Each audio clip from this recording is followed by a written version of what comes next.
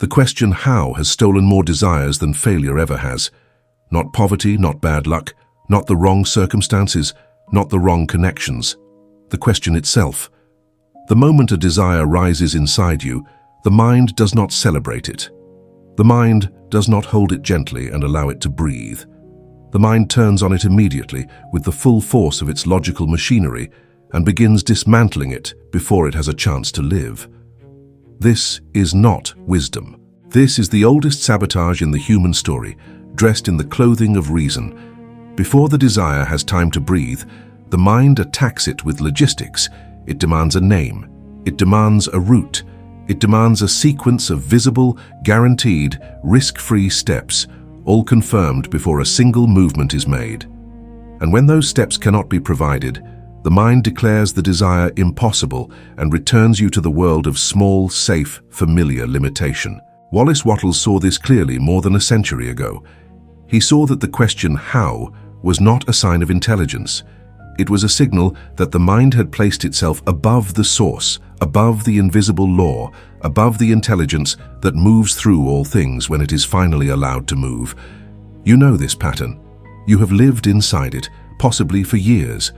A desire appears, perhaps for financial freedom, for a different life, for wealth that gives you peace rather than panic. And for one brief moment, you feel it. You feel the reality of it, the rightness of it, the deep pull of a life that is possible for you. And then, almost immediately, the questions come. How will it happen? Through whom? With what resources? In what timeline? What if the plan fails? What if no one helps? What if you choose the wrong path and waste time you cannot recover? What if the desire was foolish from the beginning? Each question arrives like a courtroom prosecutor, and the desire sits on trial before it has even been given a chance to speak. What happens next is not a decision. It is a collapse. The desire, still fragile, still new, still trying to find its footing, buckles under the weight of questions it cannot answer. Not because the desire was wrong, not because the source had nothing to offer, but because the mind demanded the entire road before allowing the first step. It demanded delivery before the order was even placed. It demanded certainty before faith was exercised. And so the desire retreats. It goes quiet. You tell yourself you were being realistic, prudent, responsible. But something inside you knows what actually happened. The how killed the what before the what had any chance of becoming real. This is the financial wound that most teachings never touch. Not the absence of opportunity, not the absence of talent, not the absence of divine favor. The wound is this: you were taught, consciously or not, that knowing the root is the same as having faith, that understanding the mechanism is the same as trusting the source, that if you cannot explain how the money will come, the money cannot come. And so you have been standing at the threshold of desire after desire, waiting for a map that the source was never going to provide in advance, because the map appears in motion, not in stillness. It appears through obedience, not through analysis. It appears through trust, not through the full understanding the mind demands before it agrees to move. Wallace Wattles did not write for the comfortable.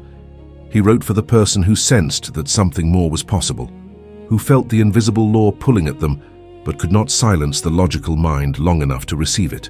He wrote about a certain way of thinking and acting, a way rooted not in hustle or strategy or cleverness, but in a clear mental image held with faith, gratitude extended before proof, and action taken in the present moment on whatever step was available. He did not say that you must understand the full journey before you begin it. He said that you must know what you desire, hold that image without wavering, and move now. The how is not your assignment. The what is. This teaching reaches you today because the ancient law has not changed. The source that Wattles identified as the formless substance underlying all visible wealth has not withdrawn. It has not closed its channels. It has not decided that certain desires are too large or too unlikely, or too far outside the visible world of your current circumstances. The law operates as it always has.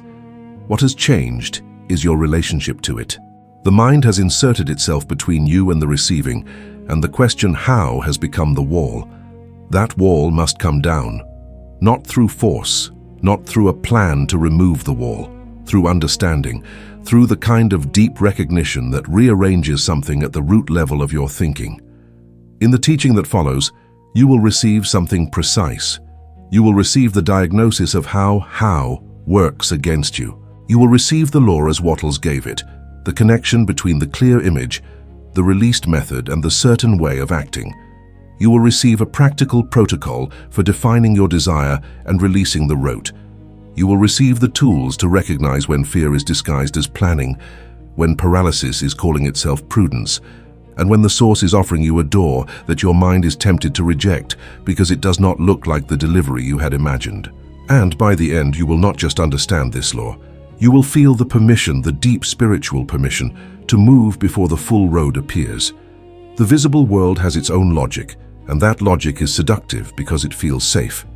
The visible world says, before you believe, see the proof. Before you move, know the sequence. Before you trust, receive the guarantee. This logic is not evil. In many areas of ordinary life, it serves a practical function. But when it is applied to the spiritual law of invisible supply, it becomes a trap.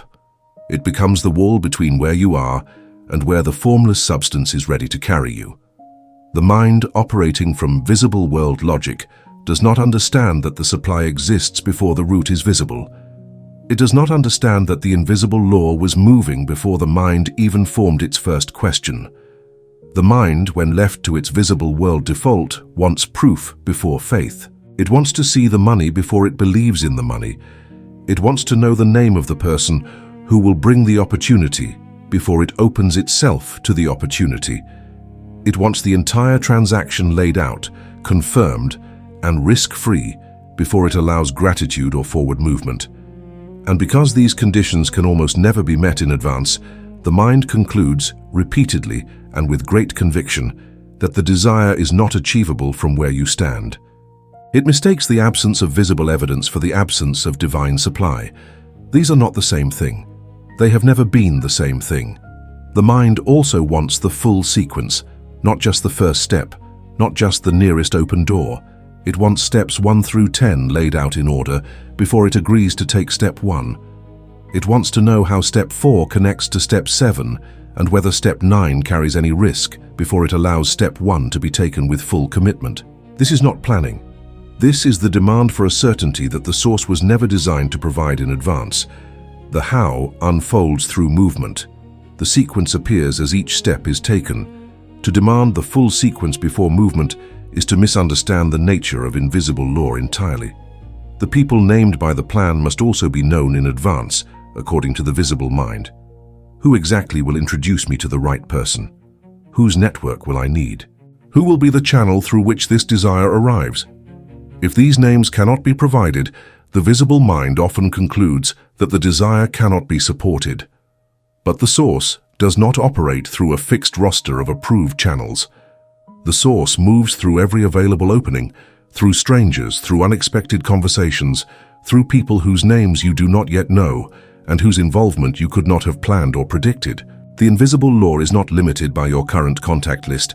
The timing must also be guaranteed. Not approximate, not probable. Guaranteed. The visible mind needs a date. It needs a schedule it can review and verify. And when no such guarantee appears, when the timing feels uncertain or open or dependent on factors that cannot be controlled, the visible mind reads this as danger rather than divine arrangement. It interprets the absence of a fixed timeline as evidence that nothing is happening, when in truth, the formless substance is often working in the silence of timing that is beyond the reach of the mind's calendar. The visible mind also wants risk removed. Every path toward desire carries some uncertainty, some exposure, some element that cannot be fully known before the movement is made. This is not failure of planning. It is the nature of the invisible law. The source does not reveal the complete journey before you step onto it, because the revelation is part of the journey. The removal of risk before movement is not a spiritual condition. It is a fear condition, dressed in the language of wisdom. And that distinction is one that Wattles understood with absolute clarity. If proof, sequence, named people, guaranteed timing, and removed risk cannot all be confirmed before movement, The visible mind declares the desire impossible. Not improbable, not delayed. Impossible. It seals the door. It files the desire under the category of things that were never meant to happen and returns you to the familiar territory of limitation. But the desire was not impossible. The source had not withdrawn its supply. What happened was that the visible mind applied the wrong standard to a spiritual law, and the spiritual law, which requires faith and forward movement to activate, was never given the conditions it needs to work. This is the visible supply trap in its full form.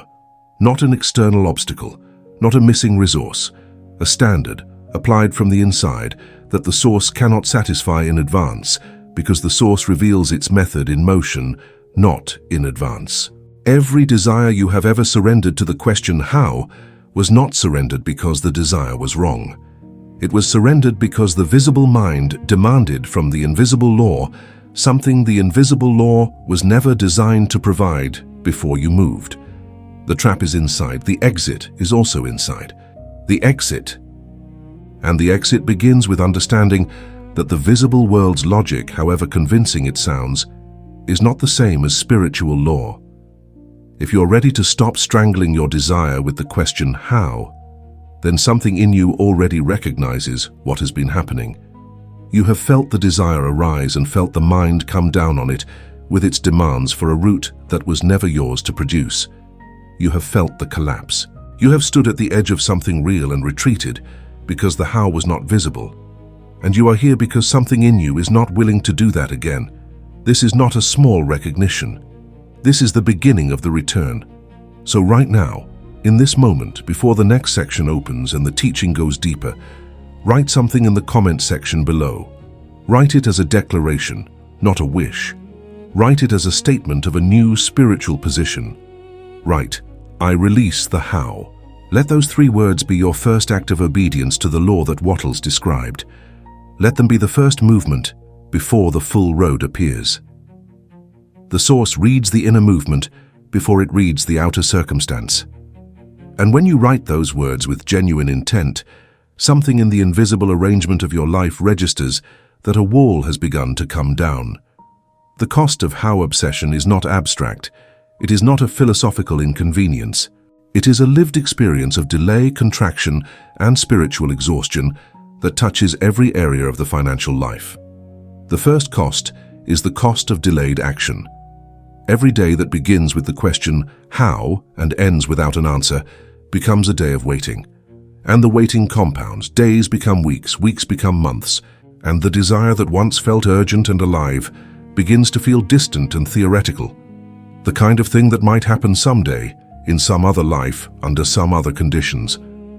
The action that could have set the invisible law in motion is deferred, and the law which requires movement to reveal itself remains silent. The second cost is the cost of doubted desire.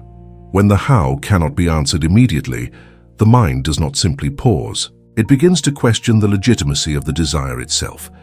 It begins to ask whether you were right to want it, whether it was arrogant, whether you were qualified to receive it, whether the desire was a genuine signal from the source or simply a fantasy born from discontent.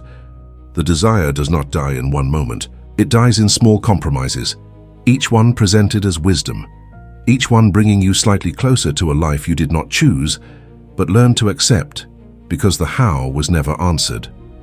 The third cost is overthinking. Not thinking, which serves action, but overthinking which replaces action. The mind rehearses the scenarios, it runs the possibilities, it calculates the risks and counter-risks. It models what might happen if step 3 fails before step 4 is available. It imagines obstacles that do not yet exist and prepares defenses against them. And while the mind is occupied with this elaborate internal architecture, the present moment passes. The available door remains unopened. The next step, which was always visible, is never taken because the mind was busy with a step that was not yet its business. The fourth cost is the seeking of signs. Because the how cannot be rationally answered, the mind turns outward looking for external confirmation. It waits for a signal that the desire is still real, still possible, still approved by some invisible authority. It watches for coincidences and interprets them as either confirmation or warning. It delays movement until a sign appears that feels clear enough to justify trust. But the source does not send signs as a substitute for faith. The signs appear to confirm what faith has already set in motion, not to substitute for the faith that was never given. The fifth cost is the frozen state. The viewer who cannot answer how eventually stops moving toward the desire altogether, not dramatically, not with a formal decision to abandon it, simply by not acting, by waking up each day and finding that the how is still unanswered and concluding, once again, that today is not the day to move. This frozen state is extraordinarily painful because it does not feel like a choice. It feels like a circumstance. It feels like the absence of the opportunity that never arrived. But the opportunity, in most cases, could not arrive because movement was the condition for its appearance, and movement was withheld while the mind waited for a certainty the invisible law does not offer in advance. The sixth cost is the disguise that fear wears. It wears the costume of analysis. It speaks in the language of responsibility. It says things like, "I am just being careful. I am not rushing into something I do not understand. I want to make sure I have all the information before I commit." And these statements feel mature. They feel like the opposite of reckless. But underneath them, what is actually operating is fear of the unknown, fear of exposure, fear of moving without a guarantee. The disguise is so convincing that the viewer wearing it often does not recognize it as fear at all. They genuinely believe they are being wise, but Wattles would have recognized it immediately. He would have called it by its true name. The seventh cost is the cost of never beginning, not never finishing. Never beginning. There are desires that never received their first honest action because the how was never answered to the mind's satisfaction.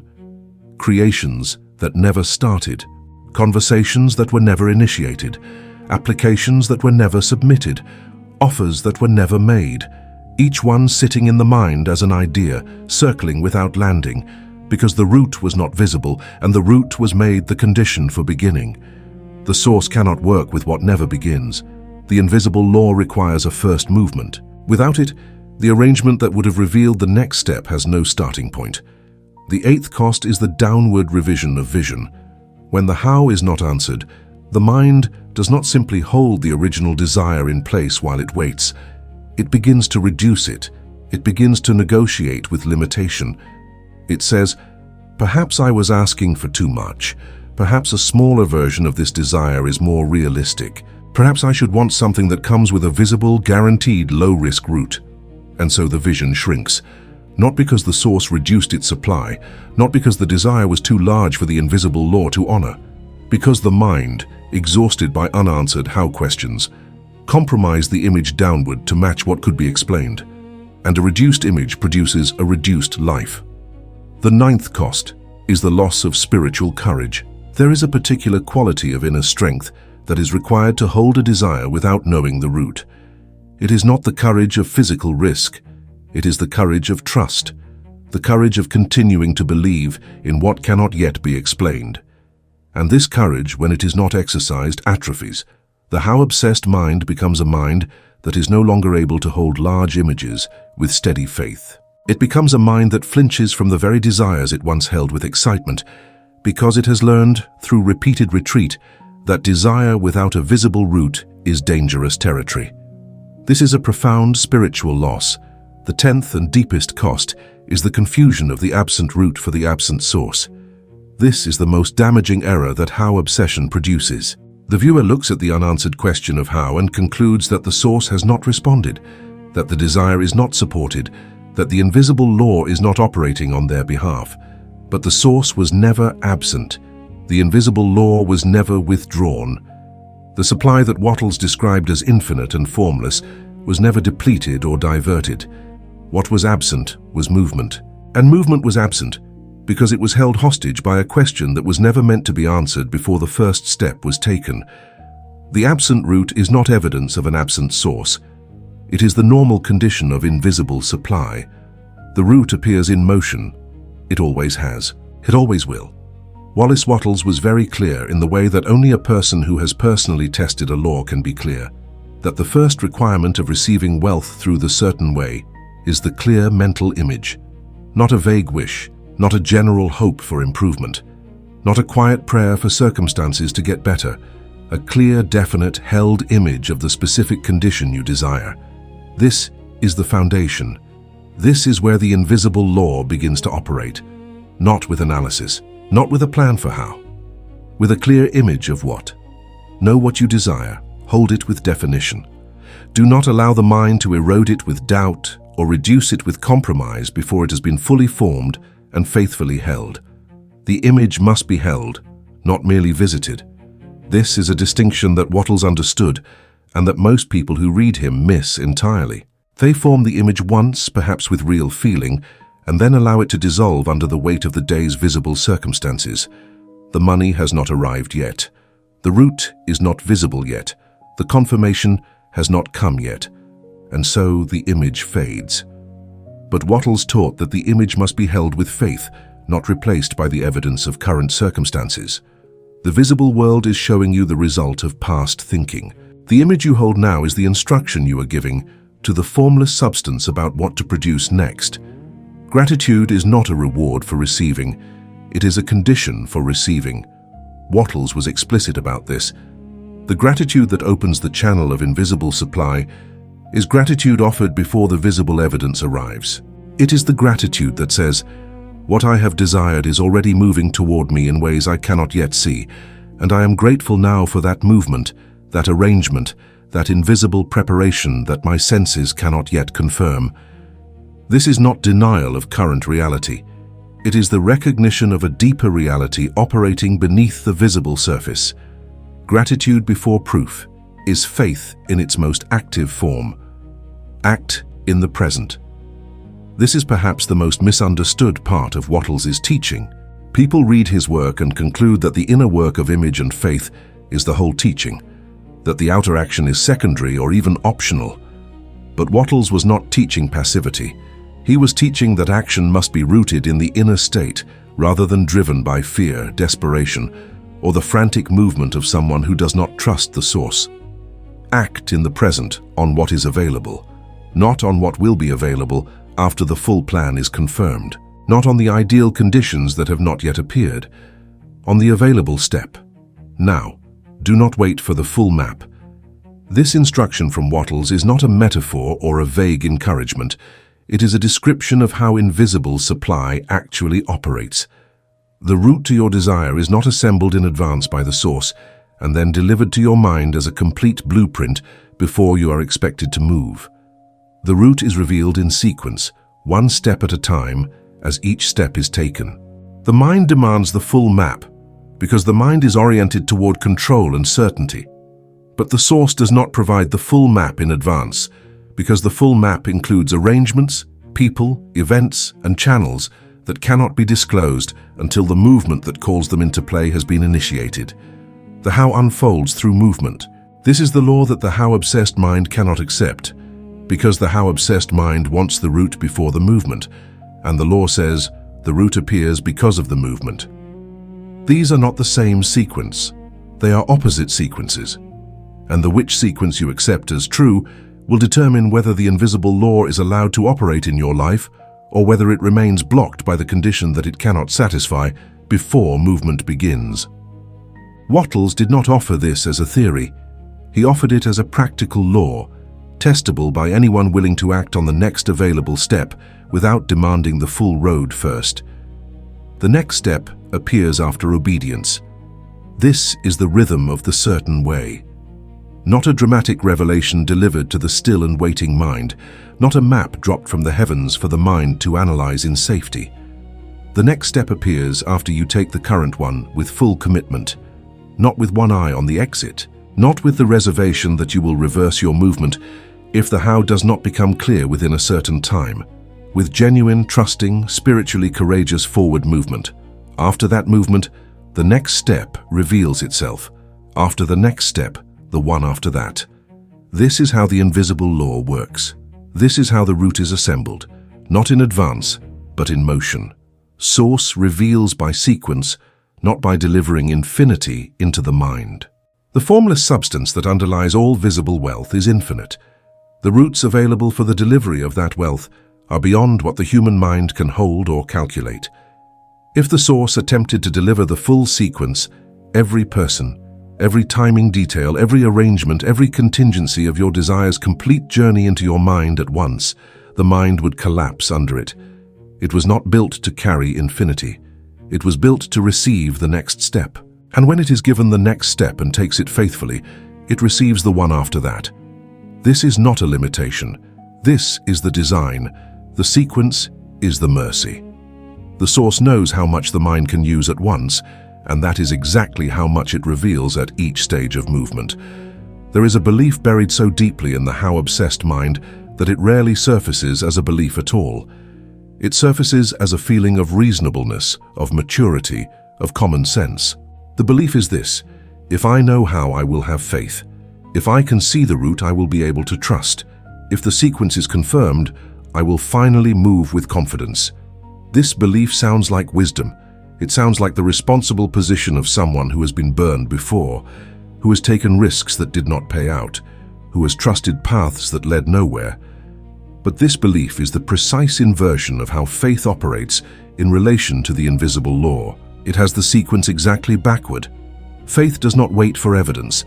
Evidence is produced by faith. This is not a poetic statement. It is a description of the actual mechanics of the invisible law as Wattles described it.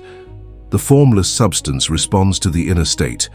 It moves in the direction of the held image. It arranges channels in response to the mental position of the believer. If the mind is waiting for visible proof before extending faith, it is waiting for a result that requires the faith it is withholding in order to appear. The circuit cannot complete itself. The law cannot operate. The supply cannot flow into form. Because the condition placed on faith is the very thing that faith must produce. The mind says, "Show me the road, and I will walk." Faith says, "Walk, and the road will appear." These are not two options between which you may choose without consequence. They represent two entirely different spiritual positions that produce entirely different results. The mind that demands the road before walking will stand at the threshold indefinitely, because the road in the teaching of Wattles and in the operation of the invisible law is produced by walking, not delivered as a precondition for it. The road is the answer to the walking. It is not the question that must be answered before walking begins. You do not need the 10th step to take the first. This is not a motivational phrase. It is a structural truth about how invisible supply is revealed. The 10th step is not part of your current business. The 10th step belongs to the intelligence that sees the full arrangement and will reveal it at the right moment. Your business, right now, is the first step, the step that is available, the door that is nearest, the action that can be taken in the present moment, with the resources and understanding currently in your possession. The 10th step will become visible precisely when the movements between now and then have been made with faith, not before. Demanding the 10th step before taking the first is not preparation. It is a refusal to participate in the law. Here is the disruption. You have been calling how knowledge the prerequisite of faith, when faith is actually the prerequisite of how knowledge. You have been waiting for the root to appear before you believe. When the root appears because you believe, you have been treating spiritual trust as the reward for visible confirmation, when visible confirmation is the reward for spiritual trust. Every time you waited for how before moving, you placed yourself in a position where the invisible law could not operate, because the invisible law requires the very condition you were withholding while you waited for proof that required that condition to appear. This is the disruption, and once it is seen clearly, the old pattern of how first faith second becomes impossible to return to with the same conviction. The belief that knowledge creates faith is a poverty agreement. It is an agreement that keeps the source at a distance, not because the source has withdrawn, but because the standard placed on the source's activity is one the source cannot meet before movement begins. And the poverty agreement is comfortable because it protects the mind from the vulnerability of moving without a guaranteed outcome. It allows the person holding it to feel reasonable while remaining still, but it also keeps the supply invisible, the channel closed, and the life unchanged. The agreement must be broken not by finding a how, but by releasing the requirement for one before the first faithful step is taken. Faith does not require an explanation before it can be exercised, This is what Wattles knew that most financial teaching refuses to say. Faith is not the conclusion of successful analysis. It is the opening position of a spiritually oriented mind. It is not the reward given after the route is mapped. It is the stance taken before the map exists. The person who understands this has access to an entirely different operation of invisible supply than the person who is still waiting for the explanation before they commit to belief. One of them is in the flow of the law. The other is standing outside it, waiting for an invitation that will never come in the form the waiting mind expects. What actually creates the how is the unwavering what. When the desire is held clearly, definitely, without erosion by the question of how, the invisible substance begins to move in response to the image, not metaphorically, not inspirationally, actually. The channels shift. The arrangements that could not have been seen or planned begin to assemble. The people, the ideas, the timing, the connections, the opportunities that have no visible explanation begin to position themselves along the path that the held image is creating through the formless substance.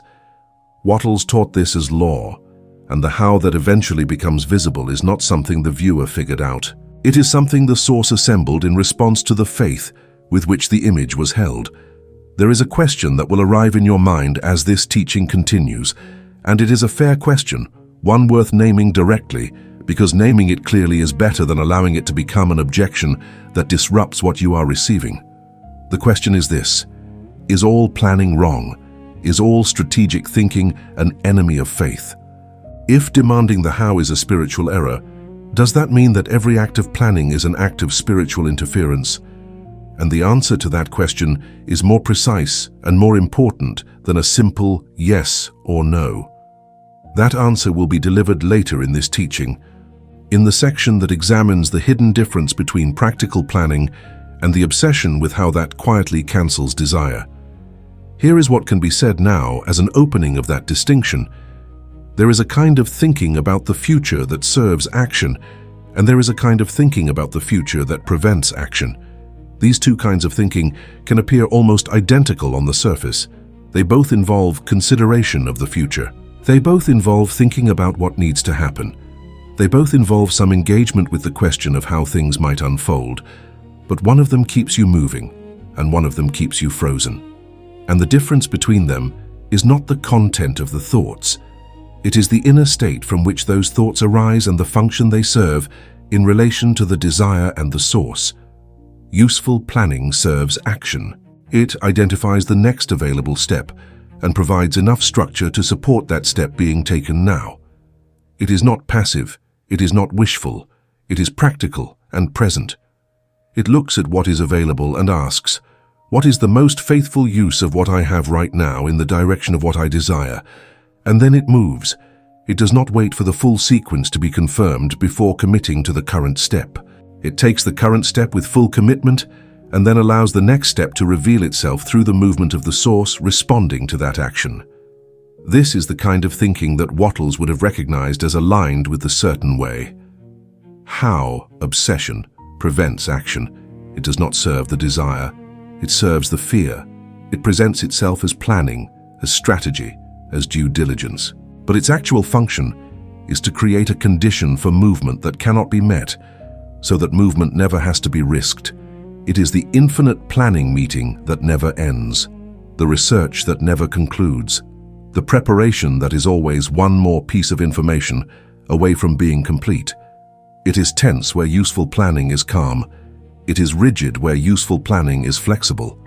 It demands certainty where useful planning adapts to what is revealed. And the key to recognizing it is this: if the planning produces endless delay rather than a next step, it is not planning. It is fear dressed as planning. Useful planning follows the nearest open door. It does not demand that every door be visible before it commits to walking through the one that is. It does not require that the final destination be fully explained before it accepts the present invitation. It says, "This door is open now." The image is held clearly. The faith is in place. I walk through this door and I trust that the source will reveal the next one after I have walked through this one. This is the posture of the certain way. This is the spiritual posture that Wattles described as the inner stance of the person who receives wealth not by forcing it through a visible plan, but by cooperating with the invisible law through action, faith, and radical openness to channels that have not yet been imagined. How obsession refuses all doors until the full root appears. It is not selective about which doors it walks through. It is selective about whether doors should be walked through at all before the complete picture is available. And because the complete picture only becomes available through movement, the how-obsessed mind creates a perfect standstill. No doors are walked through because the full route is not visible. The full route is not visible because no doors have been walked through. And the desire held by this frozen mind begins to feel impossible, not because the source has withdrawn its support, but because the movement that activates the source's support has been indefinitely withheld. Later in this teaching, the full anatomy of this distinction will be made precise, and the viewer will have a protocol for knowing exactly when they are planning and when they are hiding inside the question how. What you must hold from this section as you move into the next is this. The distinction between faithful action and how obsession is one of the most important distinctions in the entire teaching of Wallace Wattles. It is the difference between cooperating with the invisible law and resisting it while appearing to be thoughtful. It is the difference between allowing the source to reveal the route through your movement and demanding that the source explain the route before you move. One of these positions activates the law, the other neutralizes it. And recognizing which one you are operating from at any given moment is the skill that this teaching is building toward giving you, step by step, before the full answer is revealed. The how is not assembled before you move. It is assembled as you move. This is not a metaphor for staying busy. It is a description of a precise spiritual mechanism that Wattles observed and documented in his study of the certain way.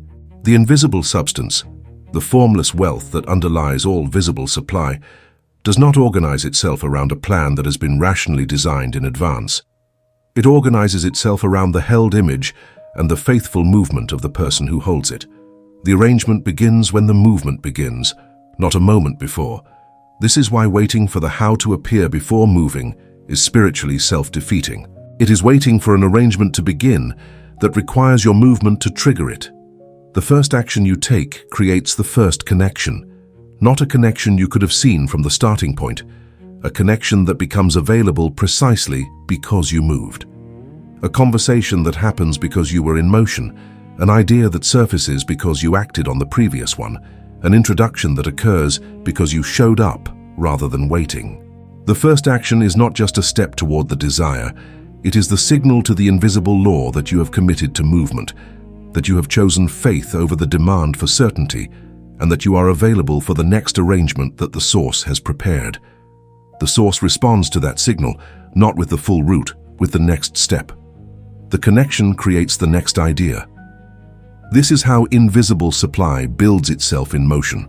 The person you meet because you took the first action introduces a perspective you had not considered.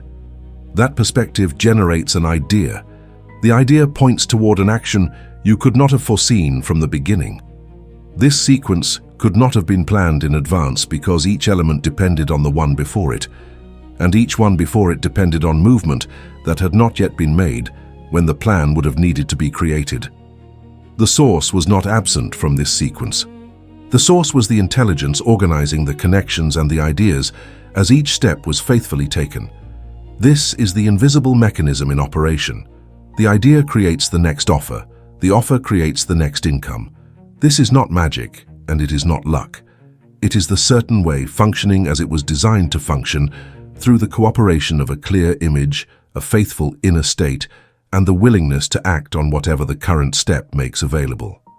Each element of the sequence arrives as a result of the element before it, not by chance, by law. The formless substance was ready with each next piece, but the next piece could only be delivered after the previous one had been received and acted on. The route was not visible from the beginning because it could not be. It was being built in real time by the intelligence that Wattles called the source. The income creates the next confidence. This too is part of the invisible mechanism, and it is important not to overlook it. There is a quality of spiritual confidence that only comes from having moved before the how was clear and having seen the route reveal itself through that movement. This is not the confidence of someone who knew the plan and executed it. It is the confidence of someone who trusted the law before the law had shown its evidence, and then saw the evidence appear. That confidence changes the inner state, and the changed inner state changes the quality of the image held, and the changed image produces a different signal to the formless substance, and the formless substance responds to that signal with arrangements of a different scale. The confidence is not just an emotional reward, it is fuel for the next cycle of the law. The confidence creates larger action. This is why the sequence matters. Why beginning matters. Why the first available step, taken with genuine faith and without waiting for the full route, matters more than any amount of planning done in the paralyzed mind. Because the first step, when taken faithfully, begins a sequence that eventually builds a confidence that enables movement the fearful mind never believed was possible. The larger action produces larger connections. Larger connections produce larger ideas. Larger ideas produce larger offers. And the route that began as a single uncertain step becomes a path of visible progress that no rational plan, designed before the first movement, could have produced or predicted. The route was not visible before movement because it did not exist before movement. This is the truth that the how-obsessed mind cannot accept, and that the law requires you to accept before it can operate fully in your life. The route was not hidden from you as a test of your patience. It was not mapped out somewhere and kept secret until you had suffered enough. It was genuinely not assembled yet. The assembly required your participation. It required the signal of your first faithful action. It required the cooperation of your held image and the movement of the formless substance responding to that image and that action together. The route that exists today, in the life of anyone who has received through the certain way, was built step by step through this cooperation. It could not have been built any other way. The route unfolded through obedience. This is the word Wattles would not have avoided, and neither should this teaching.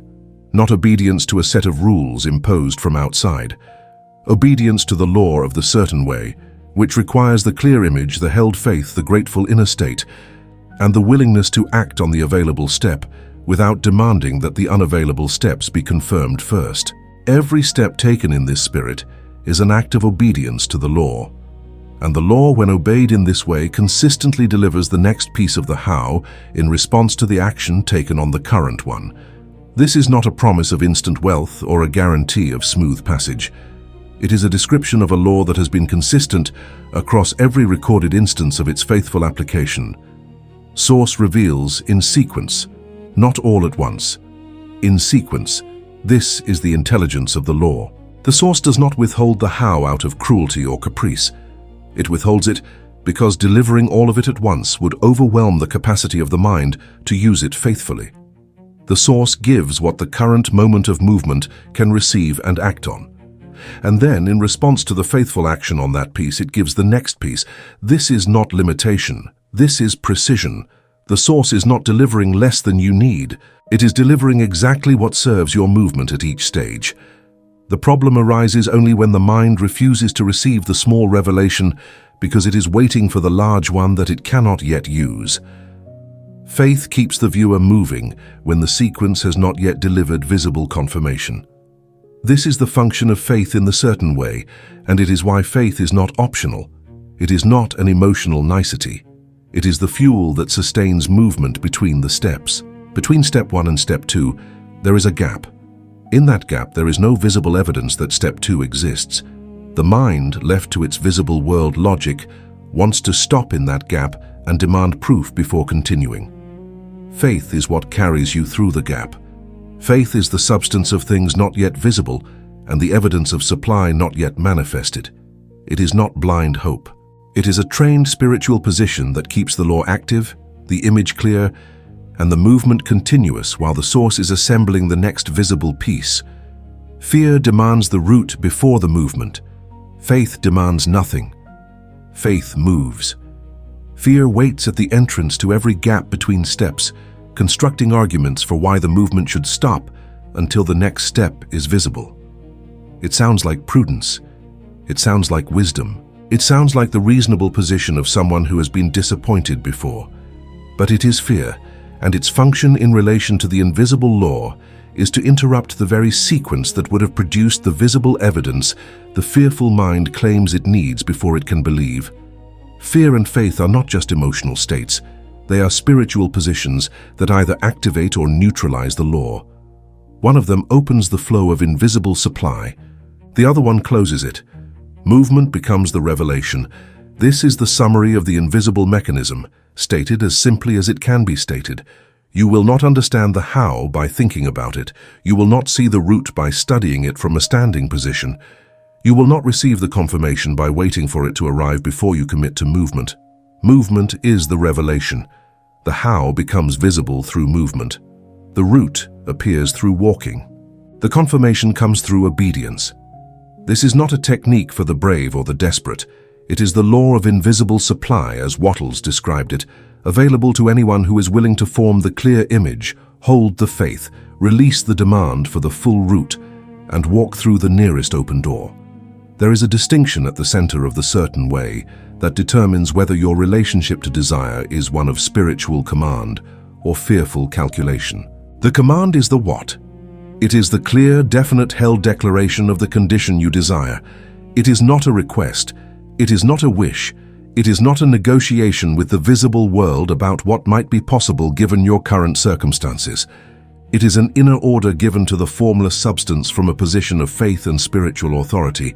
The command does not say, "I would like to have more money if it is not too much to ask." The command says, "I receive wealth through source-opened channels." That is the language of someone who understands the law and is operating within it.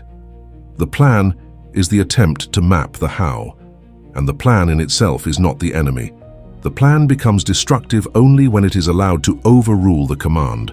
When the plan says, "This route is the only acceptable route," and the command, which is broad and spiritually open, is then enslaved to the narrow logistics of the plan, the receiving is blocked.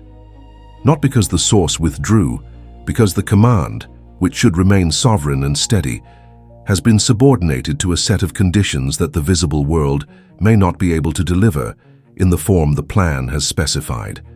The plan has become a prison, and the desire that was held with genuine faith is now trapped inside a set of visible requirements that may have nothing to do with the route the source has actually prepared.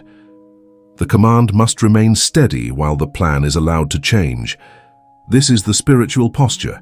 The desire, the what, the clear image of the condition to be received, this does not change. It is held without wavering. It is not revised downward because the current circumstances are difficult. It is not abandoned because the first plan did not produce visible movement within an expected time frame. The command is the anchoring position. It is the instruction to the formless substance. It is the mental image that the invisible law is responding to. Change the command and you change the instruction. But the plan, which is only ever a temporary map of possible steps, must be held loosely enough that it can be updated as the source reveals new and better routes. The command creates direction. The direction is the held image of the desired condition. The formless substance receives that direction and begins arranging channels, connections, ideas, and timing in alignment with it. But it does not arrange them according to the specific route the plan has specified. It arranges them according to the intelligence of the source, which sees what the plan cannot see. The full landscape of what is possible, the people who are positioned to participate, the timing that will produce the result without unnecessary resistance. The source is not trying to deliver the desire through your plan. It is trying to deliver the desire through the best available route, which may include elements your plan never considered. How obsession makes the plan a prison. This is the subtle error. The plan begins as a useful temporary structure for organizing the first steps, but then it hardens. It becomes the standard against which every incoming opportunity is measured. If an opportunity fits the plan, it is considered. If it does not fit the plan, it is dismissed as irrelevant, suspicious, or off track. And so the viewer who has how obsession is not just holding an image with faith. They are holding an image with faith on the condition that it arrives through a specific route that the plan has designated. and this condition is quietly overriding the command, restricting the channels through which the source is allowed to deliver, and blocking forms of the how that may actually have been the source's best available option for that person at that time. Faith makes the plan flexible. The person who understands the law holds the plan in an open hand. They say, "Here is my best current understanding of the possible steps. I will act on this understanding now, but I will not require the source to honor this plan. I will not insist that the delivery arrive through this specific route. I will not reject an unexpected opportunity, because it does not match what the plan said step 3 would look like. I will act on the available step, follow the nearest open door, and trust that the source, which sees more than the plan can ever see, is assembling the how in a way that will honor the command, even if it does not resemble the route the plan proposed. The source may reveal a better route, not a lesser route, not a compromise, a better one.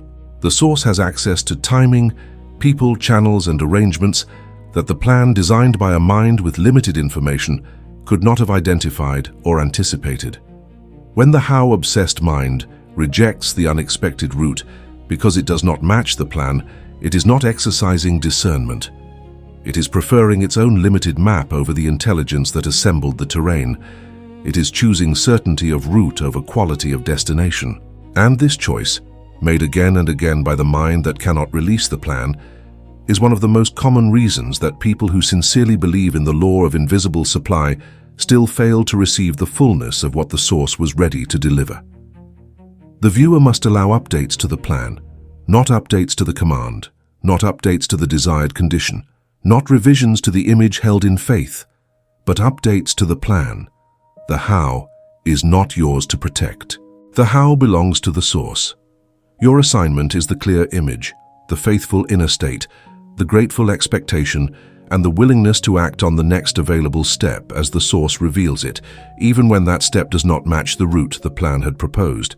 This is not passivity. This is radical cooperation with an intelligence that can see what you cannot see and arrange what you cannot arrange. Allowing the plan to be updated as the source provides new information is not weakness. It is the supreme spiritual intelligence of the certain way. The command and the plan are not enemies. They serve different functions. The command is spiritual. The plan is practical. The command holds the image steady. The plan provides temporary structure for the nearest steps. The command is answered by the source through whatever route best serves the delivery. The plan is followed until the source reveals a better direction. The error is not in having a plan. The error is in elevating the plan to the level of the command, in treating the route as sacred when only the destination is sacred, in refusing the unexpected because it was not written into the plan. Hold the command with iron faith. Hold the plan with an open hand. This is the spiritual arithmetic that releases the invisible mechanism and allows the source to deliver through channels the plan never imagined. If this teaching is helping you release the how without becoming passive, if you are beginning to understand the difference between the command that must remain steady and the plan that must remain flexible, then you are receiving something that very few teachings in this space are willing to say with this level of precision. The Master's legacy exists to preserve and interpret exactly this kind of teaching, the old laws of mind and source, the invisible mechanisms of wealth and supply, the hidden spiritual anatomy of faith and receiving that the Masters spent their lives understanding and recording. This channel is not here to entertain. It is here to transmit. If you want to continue receiving these teachings as they are released, teachings drawn from the works of Wallace Wattles, James Allen, Florence Scovel Shinn, and the great tradition of New Thought spiritual law, then subscribe to the Master's legacy now. Every new teaching that appears on this channel is a further opening of the laws that the Masters spent their lives uncovering. Missing a teaching here is not a small loss. Each one is a piece of the map. Subscribe and let the map continue to build in your mind as it was always meant to. The mind is a powerful instrument, but it is not infinite. It operates within the bounds of what it has experienced, what it has been told, and what the visible world currently presents as possible. And the how of desire, the full sequence of events, people, timings, ideas and connections that will carry a significant desire from invisible potential to visible reality, is beyond those bounds. It is not slightly beyond them. It is vastly beyond them. The mind cannot calculate timing it has never experienced, relationships it has not yet formed, conversations it has not yet had, and arrangements that are currently invisible to it. Asking the mind to calculate the how before movement is asking an instrument to perform a function it was not designed to perform. The mind cannot calculate the timing, not just because timing is uncertain, but because the timing of invisible supply is determined by factors the mind cannot observe. The convergence of the right people, the readiness of the available channels, the completion of arrangements that have been assembling in the invisible, none of these are accessible to the mind's calculation from a stationary position before movement begins. The mind is looking at the surface of the visible world and trying to calculate what is moving beneath it. This is not preparation. This is guessing with the appearance of analysis, and the best case outcome of this calculation is a plan that does not account for half of the relevant factors and will require revision the moment real movement begins. The mind cannot calculate the people. The person who will introduce the connection that changes the trajectory of the desire is often not yet known to the viewer. They have not appeared in the visible world of the viewer's relationships. They are positioned somewhere along the route that will only become accessible through movement.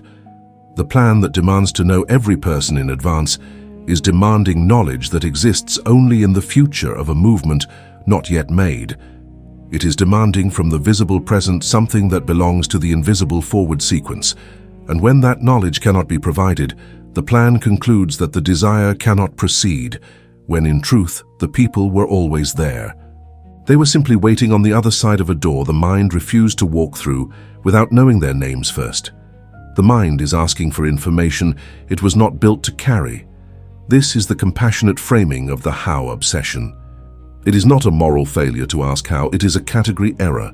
The mind is asking for information that belongs to a different level of intelligence, the intelligence of the source, which operates through the invisible arrangement of all things and reveals its method in the sequence of faithful movement. When the mind demands this information before movement, it is not being foolish, it is operating exactly as it was designed, which is to seek certainty before committing resources. The problem is that the how information the mind needs to feel certain is only available through the movement it is withholding until that information arrives.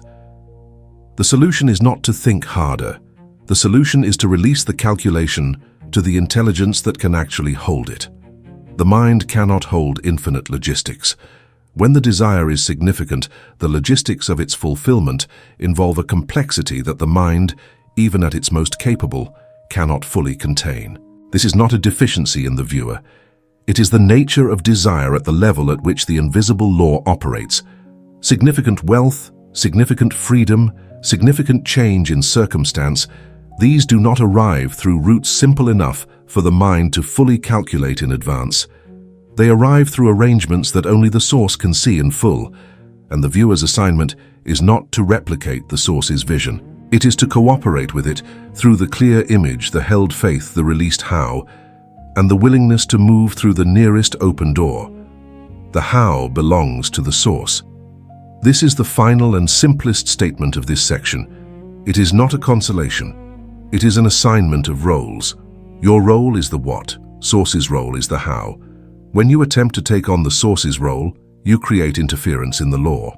Not because the source punishes the attempt, but because the attempt by a limited mind to calculate the infinite logistics of invisible supply produces paralysis, reduced vision, and the exact conditions of fear and doubt that block the channel of supply from flowing.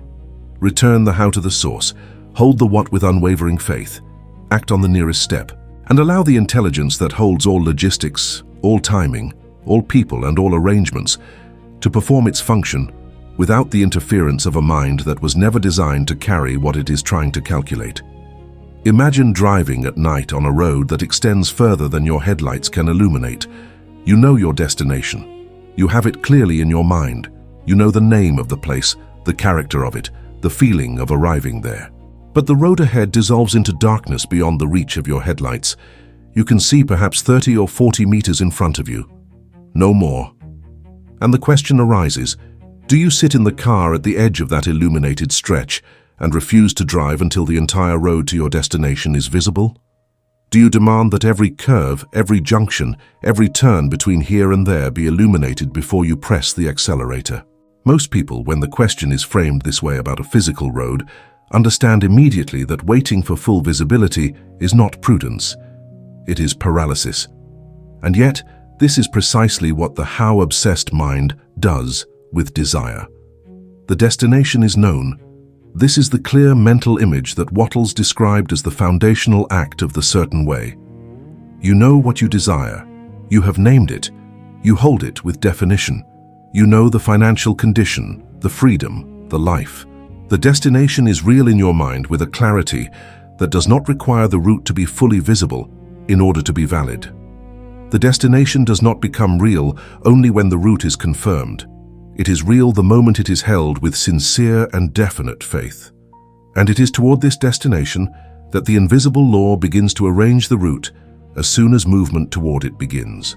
The entire road is not visible, and it was never supposed to be. The road that stretches between your current position and the destination of your desire is not hidden from you as punishment or as a test of your suffering. It is simply beyond the current range of your spiritual headlights, not permanently, not prohibitively, temporarily, and only until the movement of the next step extends the illuminated range a little further. The invisible law does not illuminate the whole road at once because the whole road is not your current assignment. The current assignment is the illuminated stretch. That is the step you are designed to take now. The rest will become visible in response to it. The headlights reveal a short distance. This is the mercy of the law. The source does not reveal 10 steps when you can only faithfully act on one. It reveals the next step with enough clarity for you to act on it with conviction. This is not scarcity of guidance. This is precision of guidance. The step revealed is the step required. The illumination provided is exactly what is needed for faithful movement.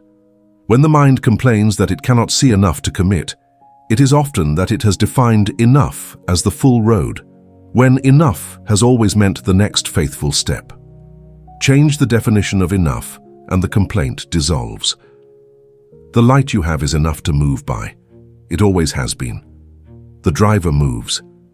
This is the act of faith, not the performance of certainty, not the demonstration of knowledge of the complete route, the act of movement itself, forward, toward the known destination in the light that is available, without the condition that the dark portion of the road first be illuminated. The driver moves because the destination is real, because the headlights are sufficient for the current stretch, and because waiting for full visibility would mean never arriving.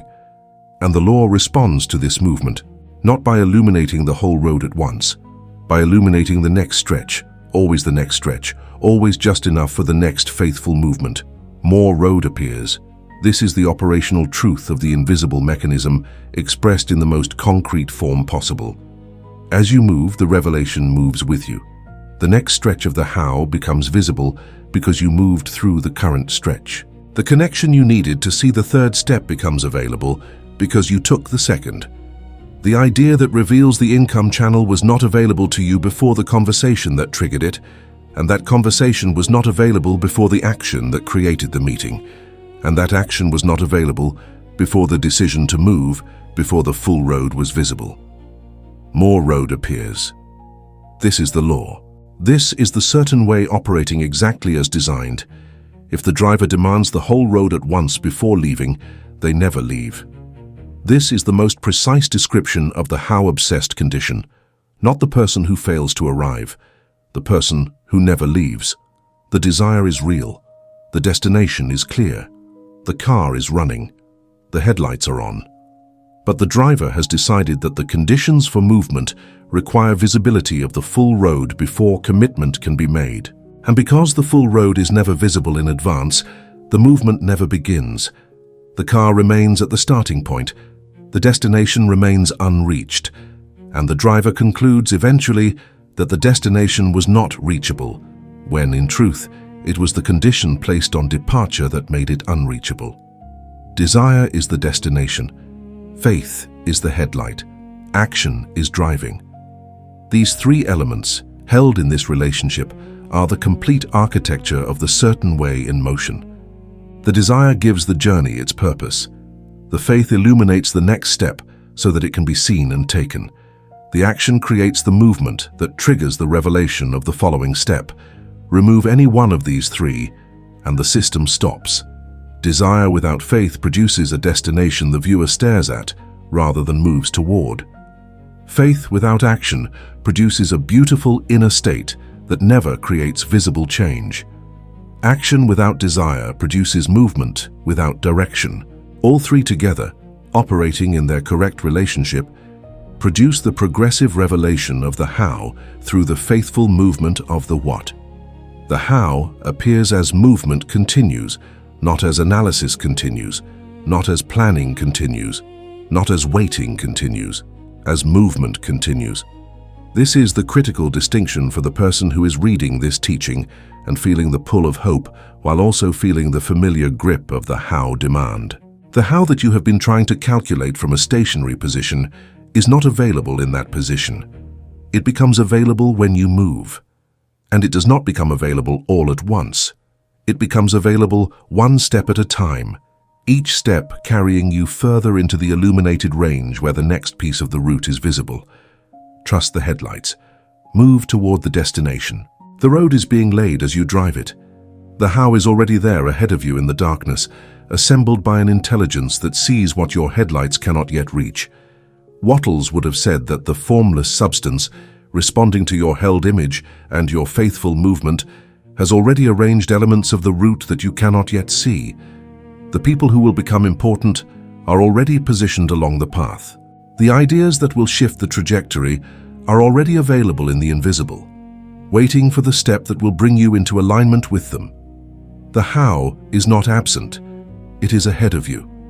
And it becomes visible only in the most useful way, step by step, as you move through the darkness with the faith that the headlights of desire and trust are always sufficient for the next stretch of the road.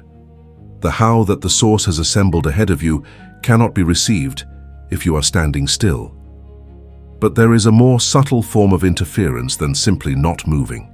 It is the pattern of starting and stopping, of moving a few steps and then demanding that the full road be visible before continuing.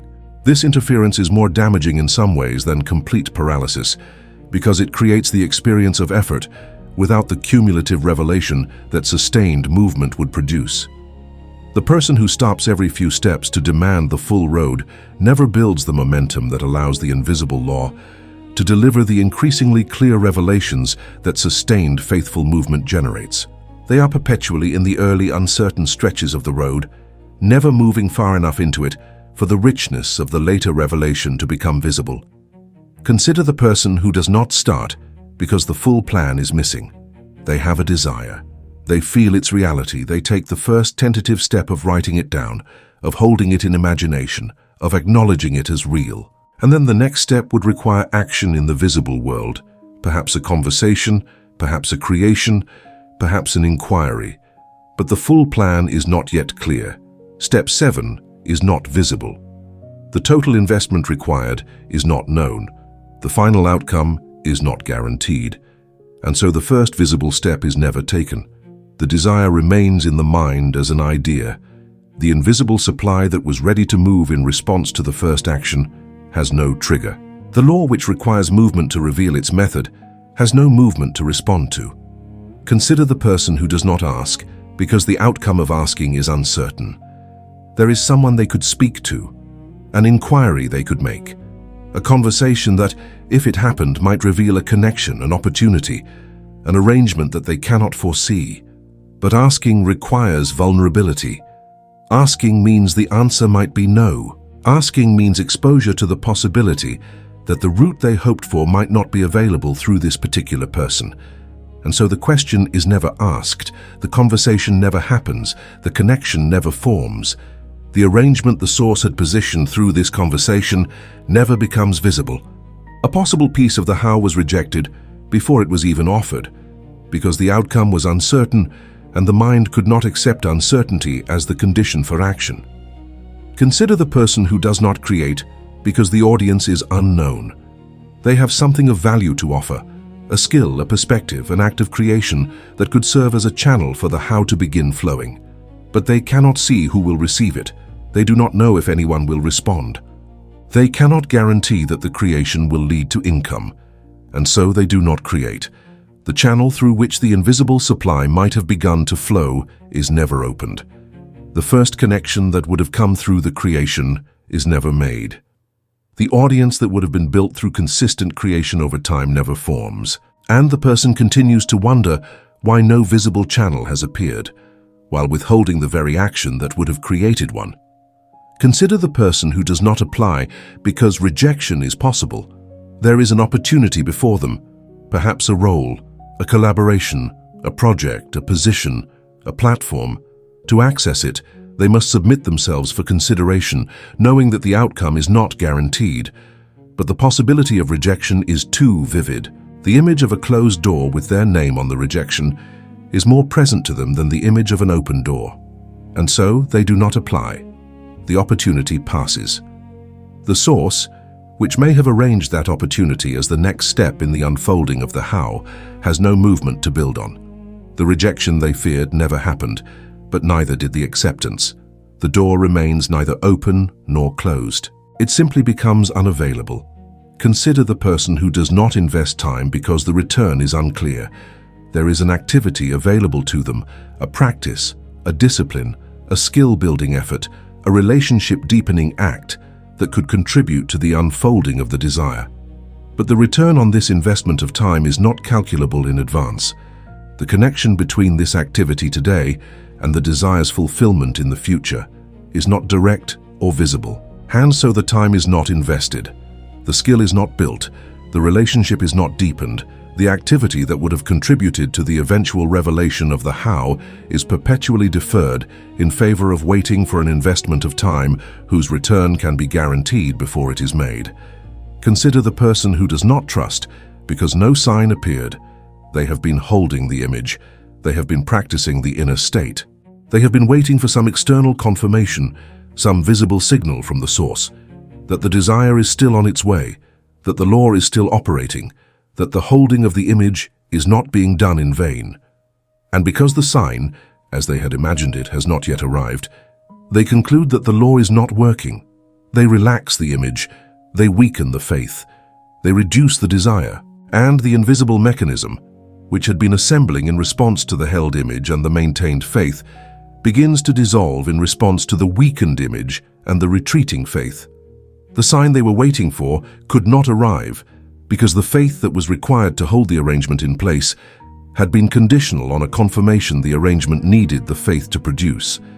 Consider the person who changes desire because the how is not visible. They held a desire for a certain financial condition. They held it with genuine feeling for a time. But as the weeks passed and no route appeared, and the how questions multiplied and remained unanswered, they concluded that perhaps the desire was wrong. Perhaps they should desire something smaller. Perhaps a less ambitious version of the condition would have a more visible route. And so they change the command. They reduce the image. They give the formless substance a smaller instruction. And the formless substance which responds to the instruction given begins organizing around the smaller image. The larger desire was not impossible. The larger how was not unavailable. But the command was changed before the source had delivered the first revelation that would have shown the how beginning to appear. The final and perhaps most common form of interference is calling paralysis prudence. This is the disguise that the how obsession wears most convincingly. The person is not moving, but they do not identify their non-movement as fear-driven avoidance. They identify it as wisdom. They are being careful. They are doing their due diligence. They are not rushing into something they do not fully understand. And this framing is so convincing, so socially acceptable, so aligned with everything they have been taught about responsible behavior, that they maintain it without question for months or years. Meanwhile, the source, which was ready to reveal the next step the moment movement began, waits. The invisible supply, which was arranged in response to the held image, waits. The how, which would have become visible in the first step of the first faithful movement, waits. And nothing moves. There is a freedom available to you that the how-obsessed mind has never experienced, and it is this: The freedom of not needing to know the route before you trust the destination. The freedom of releasing the demand for step-by-step visibility in advance. The freedom of moving through the nearest open door without the condition that all subsequent doors be visible from the threshold of this one. This freedom is not irresponsibility. It is not spiritual naivety. It is the highest form of intelligence available to the person who understands the invisible law, because it is the only form of cooperation with that law that allows it to fully operate. You were never asked to track the package of your desire as it makes its way through the channels of invisible supply. You were asked to place the order, hold the image, and walk through the nearest open door. You were never asked to see the entire road. This is not a consolation offered to the person who tried to see it and failed. It is an instruction to the person who made seeing the entire road the condition for movement. The instruction is this: the entire road is not your business. It was never your assignment. The entire road belongs to the intelligence that can see it, hold it, and assemble it while you are taking the step that is your actual assignment right now. When you try to see what you were never asked to see, you are not being diligent. You are inserting yourself into the source's domain of operation, creating confusion in the arrangement, and blocking the very supply that the law was ready to deliver through channels you cannot yet see from where you stand. You were asked to walk in the light you have, not in the light you wish you had, not in the light that would make the full road visible. The light you have right now, the desire that is clear to you, the faith you can choose to hold, the nearest step that is available to you in this present moment. That is the light you have, and that light is sufficient, not for the entire journey, for the next movement. And the next movement is all that is required of you in this moment. The rest of the illumination will come in response to your faithful use of the light you have. But it cannot come while you are standing still, waiting for a greater light that only appears in response to movement made with the lesser light already available.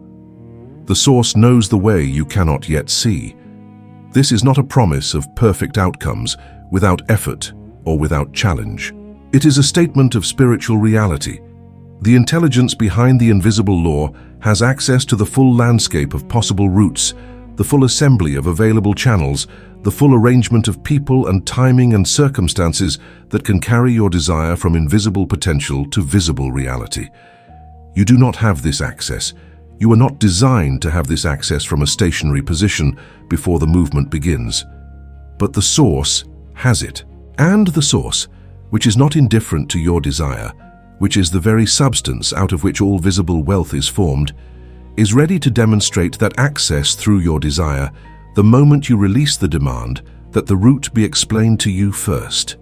The freedom of not tracking the package is profound. When you order something and it is on its way and you trust the delivery system, you do not need to know the exact position of the package at every moment. You do not need to know which specific carrier has it, which route it is traveling, which facility it passed through last night. You trust the system. You trust the delivery.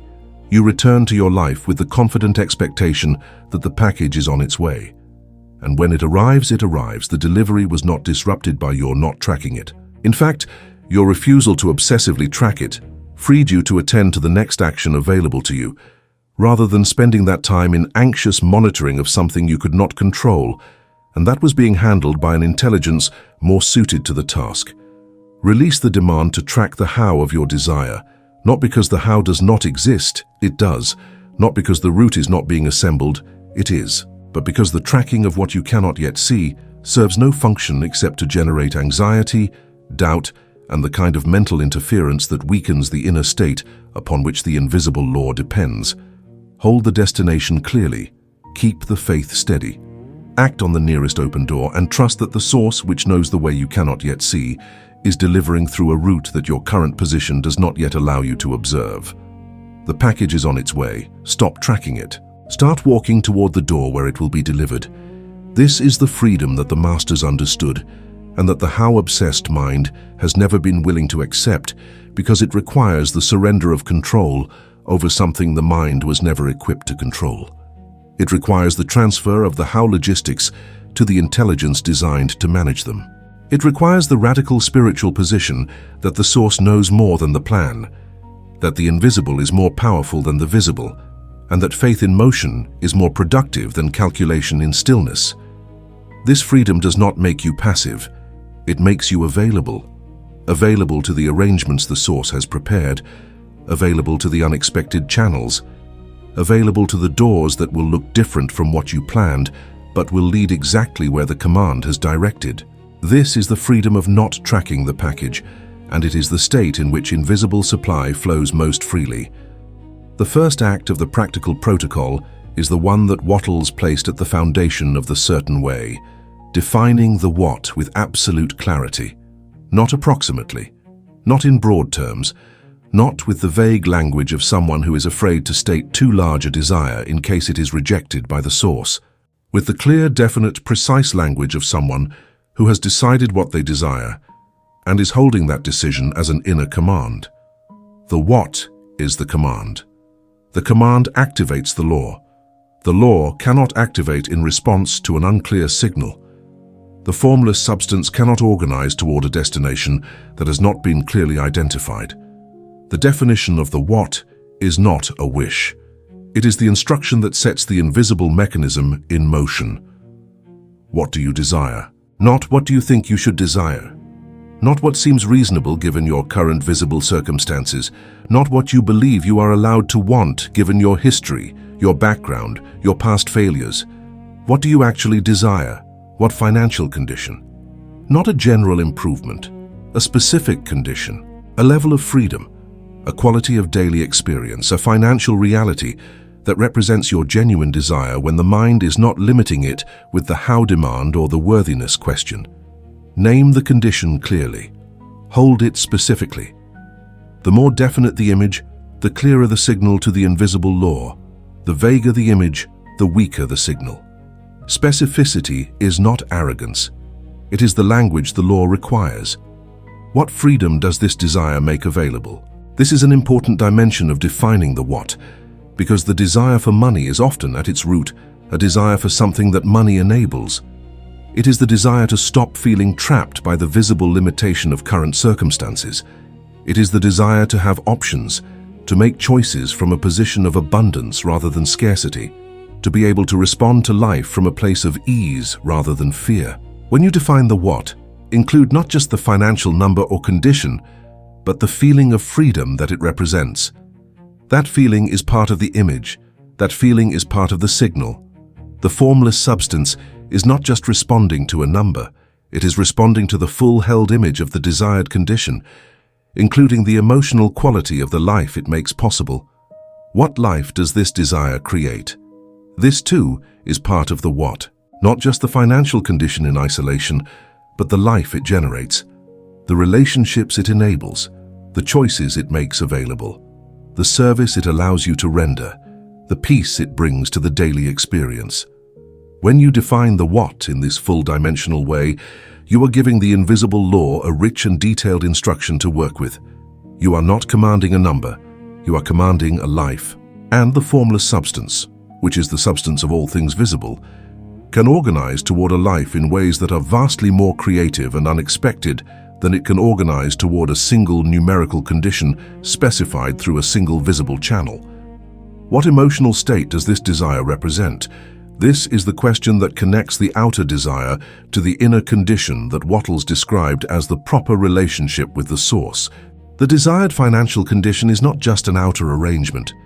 It carries an inner emotional quality: peace, security, confidence, freedom from fear, the ability to give generously, the experience of knowing that the source has provided. When you define the what, include this emotional state in your image.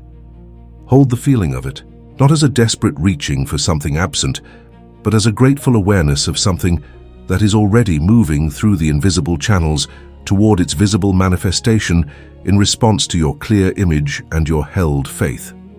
What service or creation does this desire make possible? There is a dimension of Wattles' teaching that is often overlooked in the modern reading of his work. He did not teach that the desire for wealth was purely self-serving. He taught that genuine prosperity was inseparable from giving more in use value than you receive in cash value. The what that you define must include, somewhere in its image, the service or creation through which the supply will flow and through which you will give something of value to the world. This is not a moral requirement imposed on you from outside. It is a description of how the invisible law actually flows. Supply moves through channels of genuine service. Defining the what includes defining what you will give through and along with what you receive. What identity does this desire require of you? This is perhaps the deepest dimension of defining the what. The desired condition belongs to a version of you that holds a different inner identity than the one currently operating. The financial condition you desire belongs to the person who already receives, who already trusts, who already holds the image without wavering. Defining the what includes defining the inner identity that inhabits the desired condition, not pretending to be someone you are not, becoming the version of yourself that the desired condition requires, the person who has released the how, who moves before the full road appears, who holds the command steady while the plan adapts, who walks through the nearest open door with dignity and faith. What would this desire make possible beyond itself? This is the expansive question, the one that reveals whether the desire is held from a position of scarcity or a position of spiritual abundance. The desire for financial freedom does not end with itself. It opens. It makes possible the support of others, the creation of more service, the expansion of giving, the ability to meet need where it appears without fear of your own supply being depleted. When you hold the what in its full expansion, when you allow the image to include what the desire makes possible beyond your own immediate condition, you are aligning the held image with the nature of the source itself, which is by nature abundant, generous, and continuously flowing through every channel that is open to receive and pass the supply forward. Your statement, held clearly and spoken as a declaration from this point forward, is this: I know the what. I release the how. These words are not just a comfort. They are a repositioning of your spiritual relationship to the desire and to the source. They declare that you have accepted your assignment, the clear image, the held faith, the commanded condition, and that you have returned the source's assignment, the how, the route, the arrangement, the timing, the channels, to the intelligence that is equipped to handle it. Say this statement as the opening of each day in which you work with this desire. Say it as the closing of each practice of imagination. Say it as the response to every moment in which the mind attempts to reinsert the how demand between you and the law. I know the what. I release the how. The definition of the what is not a one-time event. It is a daily practice of returning to the image with fresh commitment, refining it where it has grown vague, deepening it where it has grown shallow, and holding it with the kind of definite, grateful, unwavering faith that Wattles described as the inner condition of the person who receives through the certain way. Sit with the what. Give it full permission to exist in your mind as a real condition toward which the invisible law is even now arranging channels, connections, and the specific how that you have released from your grip, but that the source has never released from its. Hold the image, keep the faith. The what is your command, the how is on its way. Releasing the how is not a passive act. It is one of the most spiritually demanding practices in the certain way, because the how demand is not just a conscious mental habit. It is rooted in years of visible world thinking, in the conditioning that says the responsible approach to desire is to map the route before committing to the destination. Releasing the how requires a deliberate, repeated, practiced act of returning the logistics of the desire to the source and removing the condition that the route must be explained before faith can be exercised. It requires doing this not once, but every time the mind reasserts the demand, and the mind will reassert it. The practice is in catching the reassertion and responding to it with a sovereign spiritual act, rather than a collapse back into the old pattern. The practice begins with writing. Write the desire clearly, not as a wish, as a command, as the definite statement of the financial condition, the freedom, the life, the identity that you have chosen to hold as your image and your expectation. Write it as specifically as the previous protocol has invited you to define it. Write it with the full dimensional detail that gives the invisible law a rich instruction to work with. Writing it is not merely a note to yourself, it is an act of commitment to the command. It is the physical expression of the inner decision to hold this image as real, as valid, as already moving toward its visible manifestation, through channels currently invisible but already being arranged. Then write every how question, every one of them. Do not judge them. Do not suppress them. Write them in full. How will the money come? Through whom? How will I reach the right people? How will I be seen? How will I create the income that covers both the current shortage and the desired condition? How will I make the transition from here to there without the root collapsing? How will I know when the channel is the one the source is opening? Write every question. This is important because how questions held inside the mind become invisible sources of interference. Written out, they can be seen clearly for what they are. The mind's attempt to calculate what belongs to the source. They lose power when they are made visible. They are most powerful when they are unexamined. Cross out each how question. This is not a symbolic act of pretending the questions do not exist.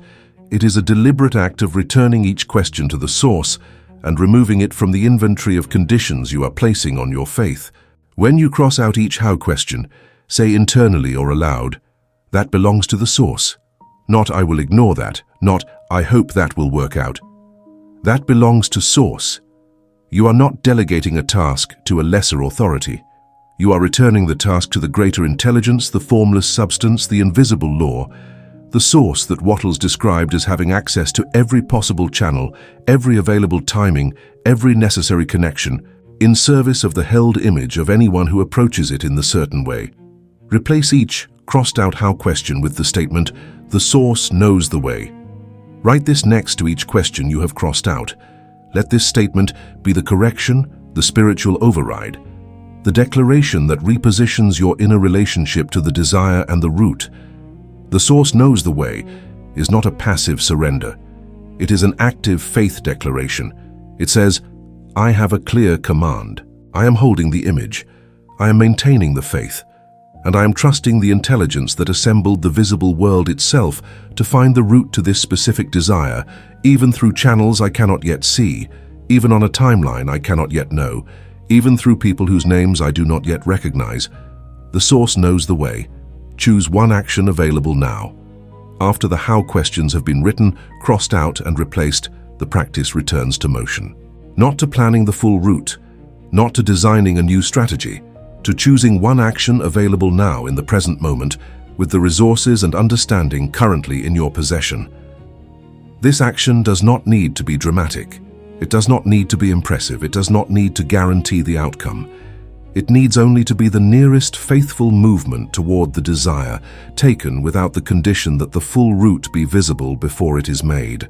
One action, now, in the certain way. Act without demanding the full route. This is the culminating practice of releasing the how, not just thinking about acting without the full route, actually acting without it, taking the step, making the contact, beginning the creation, submitting the inquiry, having the conversation, starting the work, acting without the condition that step 7 be visible before step 1 is taken. This is where the law is either allowed to operate or blocked. This is the moment of actual obedience to the teaching. The rest of the protocol prepares for this moment. But this moment, the act of movement without the full route, is the moment at which the invisible mechanism begins to reveal the next piece of the how. There is no substitute for it. There is no inner preparation that replaces it. There is no amount of belief or planning that produces what this single act of faithful movement produces. The practice of releasing the how is daily. Each day the mind will regenerate the how demand. Each day the visible world will present evidence that the route is still unclear and invite the how questions to return. And each day the practice is the same. Return to the what. Write and cross out the how questions. Replace them with the source knows the way declaration and act on the nearest available step. This is not a weekend ritual. It is the daily discipline of the person who chooses to operate in the certain way rather than the visible world logic. It is the daily practice of keeping the command clean, keeping the faith active, and keeping the movement continuous so that the invisible law has the conditions it requires to assemble the how on behalf of the held image. The person who practices this daily releases something that the how-obsessed mind has been carrying for a long time. The weight of trying to figure out the unfigurable, the exhaustion of calculating the incalculable, the spiritual fatigue of demanding from the visible world what only the invisible law can provide. Releasing the how is not the loss of control. It is the recognition that you never had the kind of control the how demand was attempting to secure, and that what you actually have is far more powerful. A clear image held with faith, a spiritual command given to the formless substance, and the freedom to act on the nearest step, while the source assembles the route your mind was never designed to calculate. The release is complete when the how question arrives and you are no longer frightened by it. When it arrives and you simply say, with genuine calm, the source knows the way, and then you look for the nearest action and take it. This is the sign that the practice has moved from effort to second nature. The how question is not evidence of lack of faith. It is a prompt, a reminder to return the how to source and recommit to the what with the full faith of the certain way. The question becomes useful, not as a planning tool, as a trigger for the practice. Each how question is an invitation to choose again, to return the logistics to their proper owner, and to move with the only information the law requires you to have: the clear image, the faithful inner state, and the next available door. The how that arrives will almost certainly not look like the how you imagined. This is not the law failing, it is the law succeeding. It is the source delivering through the best available channel, which is rarely the channel the visible mind would have specified if it had been asked to approve the delivery route in advance. The how that comes through the certain way comes through the intelligence of the source, not through the calculations of the plan. And the intelligence of the source has access to routes that the plan never considered, channels that the mind never imagined, and arrangements that look, when they first appear, almost too simple, too unexpected, or too different from the imagined route to be recognized as the delivery. The how may come through one conversation, not through a campaign, not through a sequence of strategic steps, through one unexpected conversation with a person who happened to be in the right place at the right time, which was not an accident, but was the source positioning a channel in response to your held image and your faithful movement. That conversation may introduce an idea, a connection, a perspective, an opportunity that represents the next visible piece of the how. And if your mind is still rigidly holding the plan, you may not recognize it, because it did not arrive through the channel the plan specified. But if your mind has been trained in radical openness, you will recognize it for what it is: the source, delivering the next piece of the how through the most available channel. The how may come through an idea, not through a visible person, not through an external event, but through an inner revelation and insight, a sudden seeing of something that was always present, but not previously visible. The idea that arrives in the quiet space after obedient movement that feels almost too obvious to be the answer, that makes the next step clear in a way that all the prior analysis could not. This is the formless substance expressing its intelligence directly into the mind of the person who has held the image with faith and moved before the full road appeared. The idea is the how revealing itself, not through the plan, through the intelligence that the plan was trying to approximate. The how may come through a small sale, not the large transaction the plan was building toward. A small one, an unexpected one that seems in the moment too minor to be significant. But the small sale, received with faith and gratitude rather than dismissed as insufficient, may be the beginning of the channel through which the invisible supply begins to flow visibly. The small sale is not the full delivery. It is the evidence that the channel is opening. It is the first visible piece of the route that the source is assembling. Receive it. Do not dismiss it. The person who dismisses the small sale because it is not the full desire has rejected the first piece of the delivery that was beginning to arrive. The how may come through a stranger, not through your existing network, not through the people you already know and trust, through someone you meet unexpectedly, who knows something you do not know, who is positioned in a way that creates the next connection in the sequence of the how. The stranger is not a coincidence. The source does not operate through coincidence. The stranger is the channel that the invisible law has opened in response to your movement. They are positioned there because you moved. They carry information, opportunity, or connection that belongs to the next stage of your how. Receive them with openness rather than dismissal. The source does not always send the familiar, The how may come through a delay. This is perhaps the most difficult surprise to receive with grace. The route that seemed to close, the opportunity that seemed to fall apart, the timing that seemed to go wrong. These apparent setbacks are sometimes the source redirecting the delivery through a better channel than the one the plan had been following. The delay clears the path for the next arrangement. The closed door directs the movement toward a door that was not visible while the first door was open. The rerouting is not failure. It is the intelligence of the source operating in ways that the plan could not have anticipated. But receiving a delay as redirection rather than rejection requires the kind of faith that has been built through repeated practice of the certain way. The how may come through a failed plan that is redirected. The plan that does not work as designed is not the end of the delivery. It is often the beginning of a better route. The formless substance uses even the apparent failures of visible planning as opportunities to reveal channels that were more aligned with the desired condition than the original route would have produced. This is not comfortable to experience, but it is consistent with the law. The person who holds the command steady through the failure of the plan, who refuses to interpret the plan's failure as the source's failure, who returns to the what and releases the how again, discovers that the redirection often leads to something better than the original plan could have delivered. The how may come through a skill you already have, not a skill you need to acquire, not a capability you need to develop over years before the desire can begin to move toward you. A skill already present in you, already developed, perhaps undervalued by you because it is familiar and therefore seems too ordinary to be the channel of something significant. But the source does not necessarily require you to become someone different before the how begins to appear. It may reveal the how through exactly who you already are, through what you can already do, through the value you can already offer in the present moment without any additional preparation. Do not overlook the ordinary. The ordinary is often where the unexpected delivery begins. The nearest door is the practical expression of everything this teaching has been building toward. It is the specific application of the clear image, the released how, the expected surprise, and the faithful movement. Walking through the nearest door means taking the one step that is available to you now, in your present situation, with your present resources, toward the direction of your held desire. Not the ideal step, not the confirmed step, not the guaranteed step, the available step, the door that is nearest and is open. This is the act of obedience that activates the invisible mechanism. This is the movement that triggers the revelation of the next piece of the how.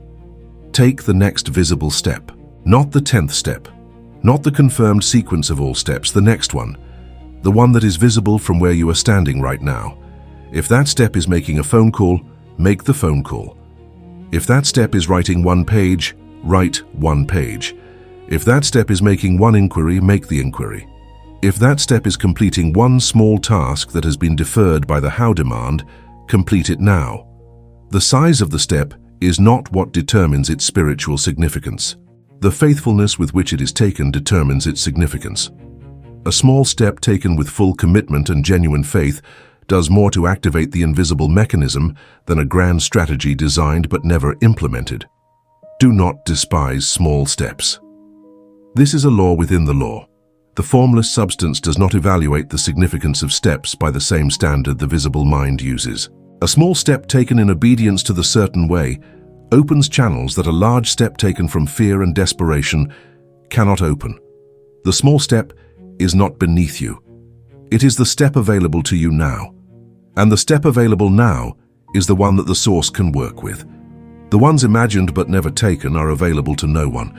They remain in the mind as potential that the law never had the movement it needed to respond to. Walk through the nearest door, however small the opening appears. Do not wait for perfect conditions. Perfect conditions are not a prerequisite of the certain way. They are a fantasy the how-obsessed mind uses to justify perpetual postponement. The conditions available to you now are the conditions the source intends for you to work with now, not because the source does not care about your comfort or your preparation, because the source knows that the perfect conditions for the next revelation are the actual conditions of this present moment, which include the available step, the held image, and the faith you choose to exercise right now, rather than waiting for circumstances to become more favorable. The conditions will improve in response to your faithful movement, through the available ones. They will not improve by remaining waiting. Do not demand certainty. Certainty, in the sense the how-obsessed mind seeks it, is not a spiritual condition, it is a fear condition. The person operating in the certain way does not require certainty before movement. They have something better than certainty. They have faith in the law, they have the clear image, they have the inner alignment with the formless substance that Wattles described as the proper relationship between the person seeking wealth and the source that is the substance of all wealth. This alignment does not require the certainty of outcome before action. It is itself the greatest available assurance that the movement made in faith will be supported by the intelligence that supports all movement made in the certain way. Move with dignity. This instruction from Wattles is worth holding in full. The movement through the nearest door is not desperate scrambling. It is not frantic activity driven by fear of what will happen if you do not move fast enough. It is the calm, grounded, purposeful forward movement of a person who knows their command, trusts their source, and acts in the present with the inner composure of someone who has released the how to the intelligence best suited to assemble it. Move with dignity. This means without panic, without desperation, without the frantic energy of someone trying to force the how into visibility through sheer effort of will. Move with the steady, faithful confidence of the certain way. Adjust as the source reveals. This is the flexibility that Wattles' teaching requires of the person in motion. Not the rigidity of someone who committed to a single route and will not alter it regardless of what the source reveals through the movement, but the living, responsive, spiritually intelligent flexibility of someone who holds the command steady while allowing the plan to adapt to every new piece of the how that the movement brings to light. Each new step reveals something that was not visible from the previous position. Each revealed piece may shift the direction of the next step slightly. This is not inconsistency. This is the lived experience of the how assembling in real time through faithful obedience to the certain way. Keep the command steady and let the how unfold. This is the final instruction of the practical protocol, and it gathers everything that has been taught in this section into a single operating principle. The command is the what. The what does not change. The what is held with iron faith, unwavering gratitude, definite image, and the full authority of a person who has accepted the assignment the certain way gives them. The how unfolds. It unfolds through movement. It unfolds through the source's intelligence, operating in response to the held image and the faithful action. It unfolds in sequence, step by step, door by door, one piece of the route at a time, until the full delivery of the desired condition becomes the visible, undeniable evidence of a law that was operating quietly all along, from the moment the clear image was held with faith and the nearest door was walked through without the condition that the full road be visible first. There is a form of self-protection that masquerades as wisdom, and it is so effective at disguising itself that many spiritually sincere people never recognize it for what it is. It is the false safety trap. It is the pattern in which the how obsession is maintained, not because the viewer is unintelligent or spiritually uncommitted, but because maintaining it provides a feeling of safety that movement would remove. The trap works like this. If you never start, you cannot fail publicly. If you never submit the work, it cannot be rejected. If you never ask the question, you cannot hear the no. If you never move toward the desire cannot be tested and found wanting. The how demand is the mechanism of this protection. It provides an endlessly renewable reason to remain still without having to admit that the reason for stillness is fear. If you keep planning, you avoid exposure. This is the safety trap in one of its most seductive forms. The person who is perpetually planning has the feeling of doing something. They are working on the desire. They are developing the strategy. They are preparing for the movement that will happen when the plan is sufficiently complete. But the plan is never complete enough to risk exposure. There is always one more piece of information needed, one more variable to be considered, one more scenario to be prepared for. And the planning continues, generating the feeling of productive engagement with the desire, while ensuring that no actual movement is ever made, no door is ever walked through, and no exposure to the vulnerability of visible action is ever risked. If you demand the how, you avoid faith. and avoiding faith means avoiding the vulnerability that faith requires. Faith in the certain way is not comfortable. It is not the experience of knowing the outcome before you move. It is the experience of moving without knowing the outcome, holding the image, trusting the source, and tolerating the gap between the desire and the visible evidence with equanimity rather than panic. This tolerance of the gap is the spiritual courage that the how obsession is designed to avoid. The how demand says, "I will have faith when the gap is closed." The certain way says, "Faith is what closes the gap." And the how demand, by conditioning faith on the closure of the gap, ensures that neither the faith nor the closure ever arrives. Safety becomes delay. Delay becomes stagnation. Stagnation becomes the visible evidence that the how-obsessed mind uses to justify its original position. This is the cruelest feature of the false safety trap. It produces the very evidence it feared. The mind feared that movement toward the desire would fail. So it withheld movement. And the absence of movement produced a life that did not change, a supply that did not flow, a desire that did not manifest. And the mind looks at this outcome and says, "You see, nothing happened. I was right to be cautious. The desire was not supported by the source. The route was never available. But nothing happened not because the source failed, not because the desire was unsupported, but because movement was withheld, and the law requires movement to demonstrate its operation. The mind says, 'See, nothing happens.' But nothing happened because movement was withheld. This is the diagnosis at the center of the false safety trap. The person inside the trap has a genuine experience of things not changing, the supply not flowing, the desire remaining invisible, the root remaining absent. And this genuine experience is used as evidence that the desire was never going to manifest, that the source was never going to provide, that the caution was therefore validated. But the evidence is entirely the product of the withheld movement. It is a self-fulfilling confirmation of a false premise. The law did not fail the person in the trap. The person in the trap never gave the law the movement it required to demonstrate that it had not failed.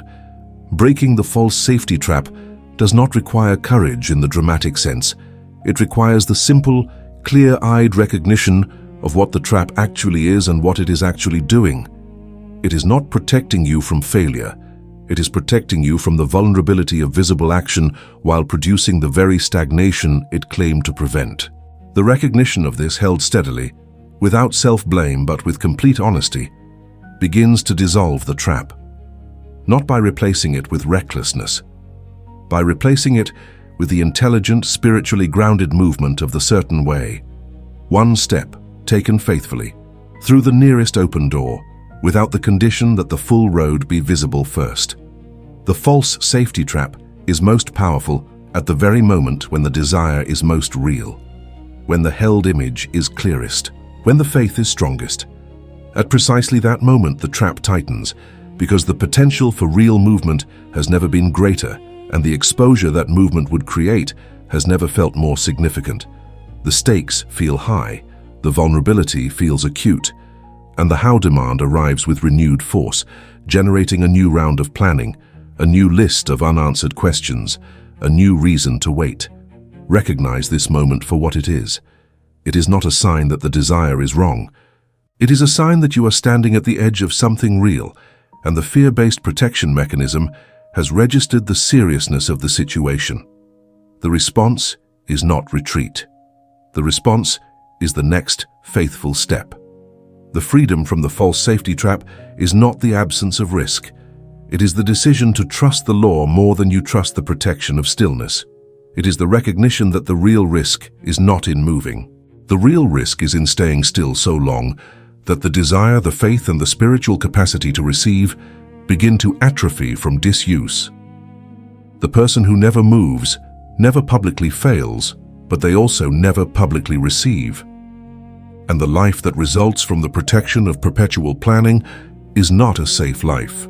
It is a quietly desperate one, in which the desired condition remains permanently in the future and the source, which was always ready to respond, never receives the movement it was waiting for. There is another form of hidden sabotage that operates at a different stage of the process. Not at the beginning, where the how demand prevents movement, but in the middle where the how arrives and is rejected because it does not match the expected form. This is the pattern of rejected delivery. The source has assembled a channel. The how is beginning to reveal itself. But the way it looks, the route through which it is arriving, the size, speed, simplicity, or form of the delivery does not match the route the plan had specified. And the mind, which is still holding the plan as the standard for acceptable delivery, rejects the incoming how. This is not rare.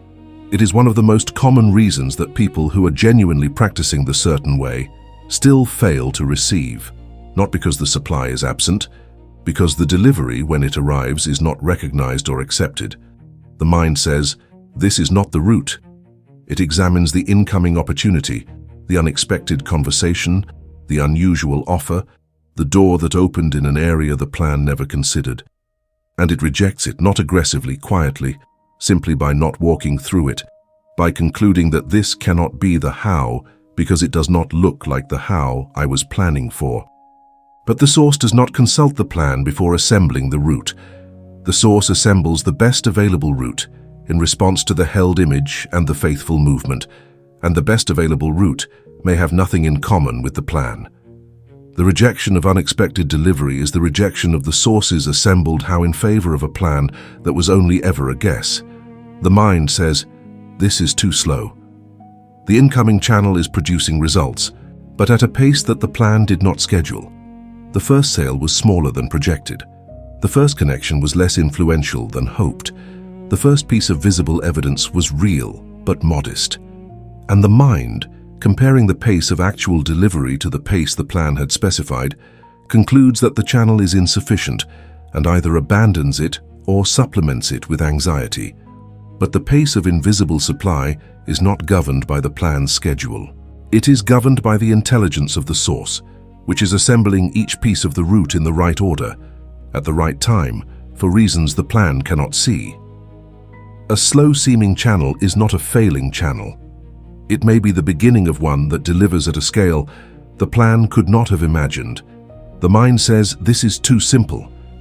The route that is beginning to reveal itself does not have the complexity or sophistication that the desired condition seems to require. The step that is visible looks too ordinary. The opportunity looks too common. The channel looks too modest to be capable of delivering the financial condition that was held in the image. And so the simple route is passed by in favor of waiting for something that looks more adequate to the size of the desire. But Wattles taught with great emphasis that the certain way is often expressed through exactly the kind of present, ordinary available action that the how-obsessed mind dismisses as beneath the dignity of a significant desire. The simple step is often the first step of the most significant route. Do not reject it because it appears too simple. The mind says, "This is too small," and it waits for something larger. It waits for the single dramatic event, the large windfall, the perfect arrangement that delivers the entire desired condition in one visible movement. But the invisible law rarely operates through a single dramatic event. It operates through a sequence of steps, each one building on the one before, each one revealing the next, each one contributing to a cumulative movement toward the desired condition that the mind dismissed as too small to count. The small delivery is the law in action.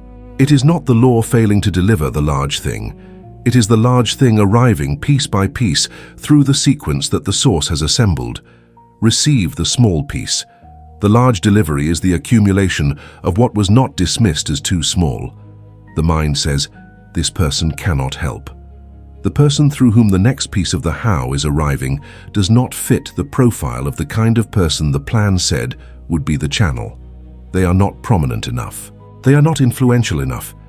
They do not move in the right circles. They are too different from the viewer's idea of the person through whom significant supply should arrive. But the source does not send the how through the people that the plan has pre-approved. It sends it through the most available channel, which may be the least expected person. The person who cannot help according to the plan's criteria may be exactly the person through whom the source delivers the next piece of the how. Receive them without the filter of the plan. The mind says, "This idea is not enough." The idea that arrives through faithful movement, The insight, the sudden seeing of a possibility, the connection that presents itself to the imagination as a possible next step, does not look large enough to count as the how the plan was expecting. But the idea is not required to be the complete how. It is required only to be the next piece of it, and the next piece, acted on with faith, will generate the piece after it. The idea that is dismissed as not enough is often the beginning of the complete route that the source was assembling one piece at a time. Act on the idea you have, not the one you wish you had. The mind says, "This was not my plan," and this is the deepest and most honest version of the rejection. The how that is arriving is real. It is available, it is moving in the right direction, but it was not designed by the plan. It does not match the route the mind had specified, and this mismatch, the gap between the incoming delivery and the plan's approved route, is enough for the mind to treat the delivery with suspicion or to pass it by entirely. The how that was not in the plan is not a deviation from the law. It is the law operating with the full intelligence of the source rather than the limited intelligence of the plan. When the delivery does not match the plan, ask not whether it matches the plan, but whether it moves toward the command. The command is what matters. The plan was only ever a temporary guess. The fear signal is not difficult to recognize once you know its language. It arrives as a question. As the specific sequence of questions that the how-obsessed mind generates when the image is held, and the next step approaches. These questions feel logical. They feel responsible. They feel like the right questions to ask before committing to movement. But they are not planning questions. They are fear signals, and recognizing them as such is the first act of the correction practice that follows them. How will it happen? This is the first and most common fear signal. The moment the desire is held clearly and the next step approaches, this question arrives. It does not arise from genuine planning need. The first step does not require an answer to this question in order to be taken. The question arises from fear, the fear of moving without the full route confirmed, the fear of trusting a law that cannot produce its evidence before the movement that generates it. What if it fails? This question arrives immediately after the first. It is fear dressed as risk assessment. The genuine answer is, the source knows the way. But the mind does not receive this as an answer. It receives it as an evasion because the mind wants certainty and the law offers faith instead. What if I look foolish? This fear signal reveals the social dimension of how obsession. The movement required by the certain way often involves some degree of visibility, some action that can be observed and judged by others. And the mind, which cares about social standing and the avoidance of public failure, generates this question as a reason to remain invisible.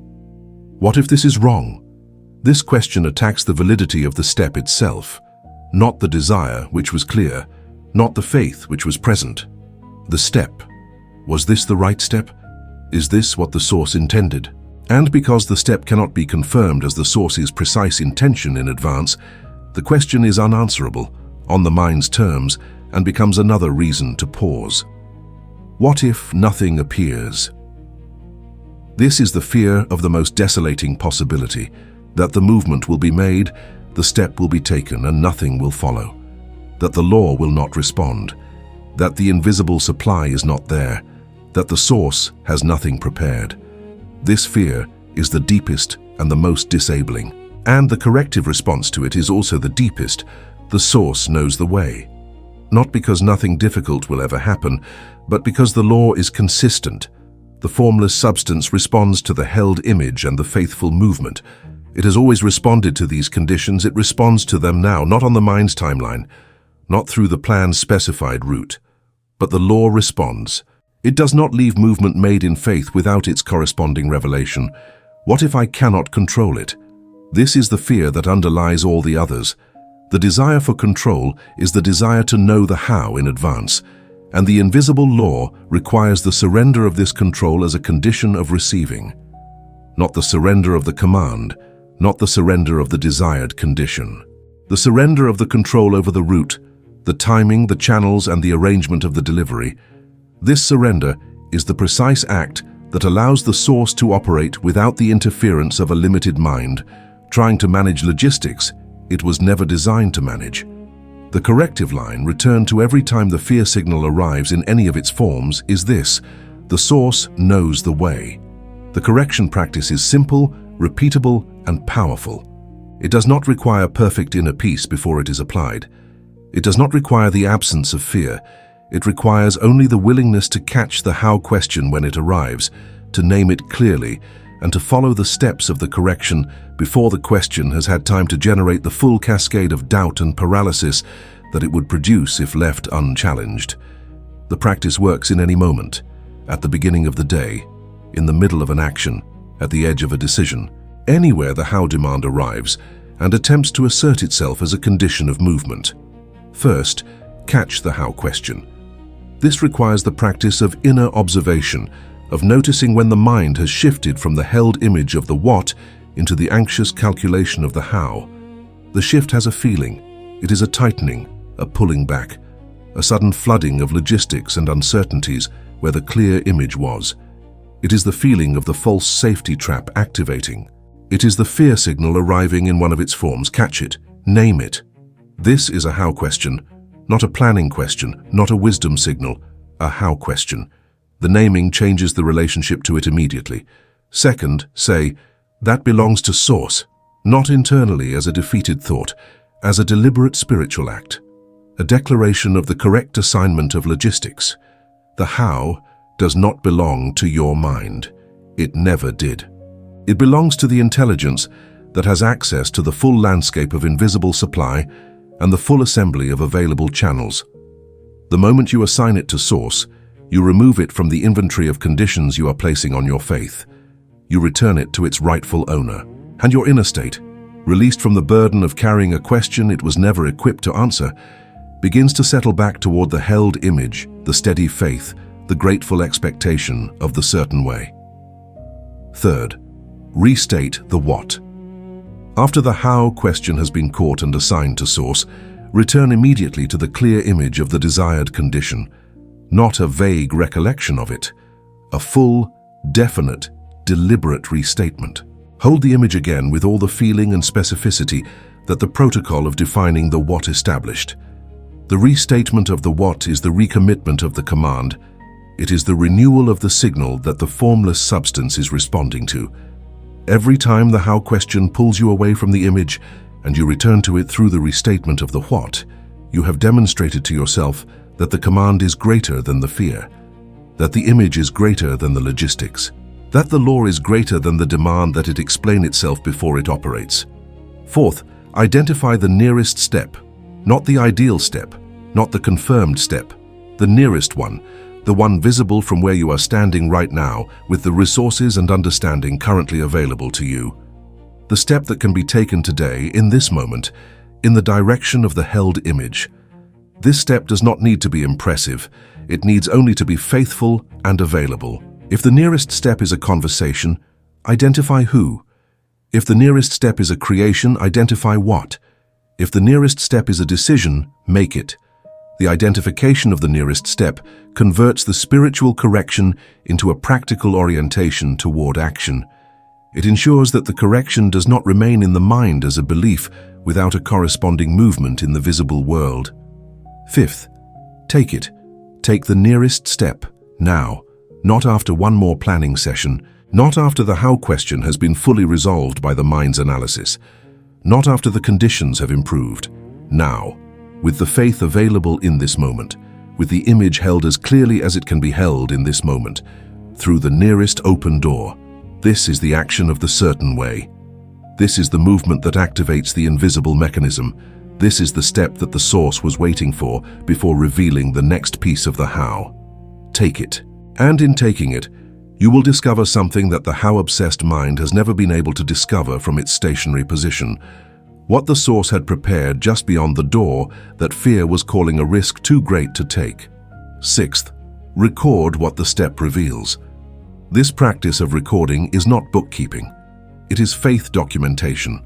It is the evidence the practitioner of the certain way accumulates through faithful movement, the record of how the next piece of the how appeared after the previous step was taken, of what was revealed through the conversation, the creation, the inquiry, the action that the how demand had been withholding.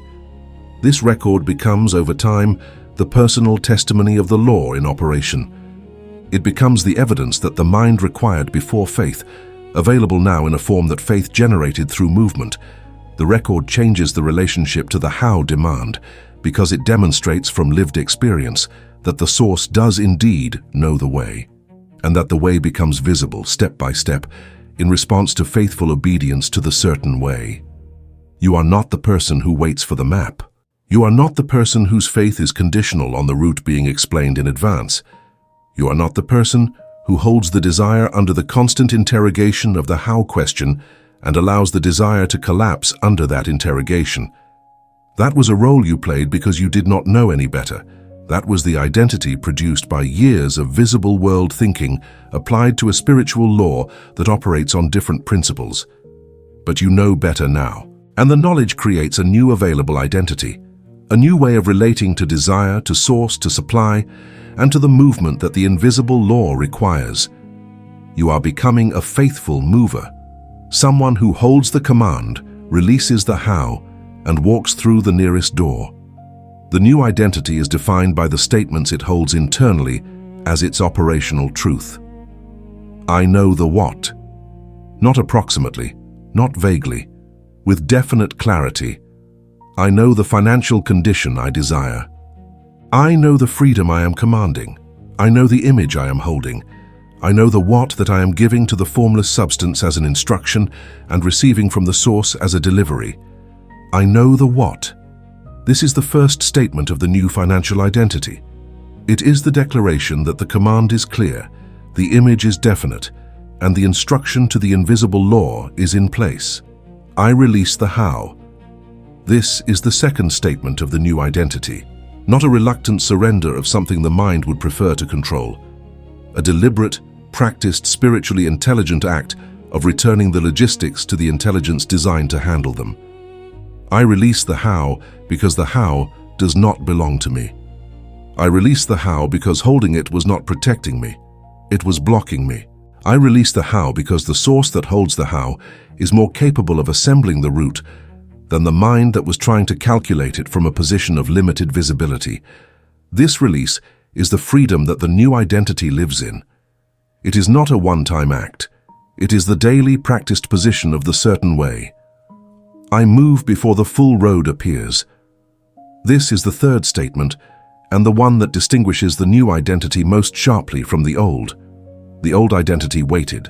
The new identity moves, not recklessly, not without the clear image and the held faith, but before the full road is visible. Through the nearest open door, on the available step, in the present moment. This is the operative difference between someone who understands the law and someone who has understood it.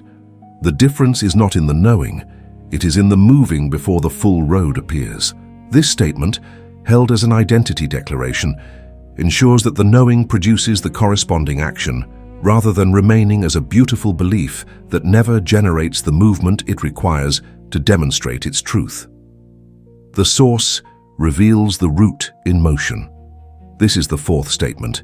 It is the personal appropriation of the law as a lived reality rather than a theoretical principle.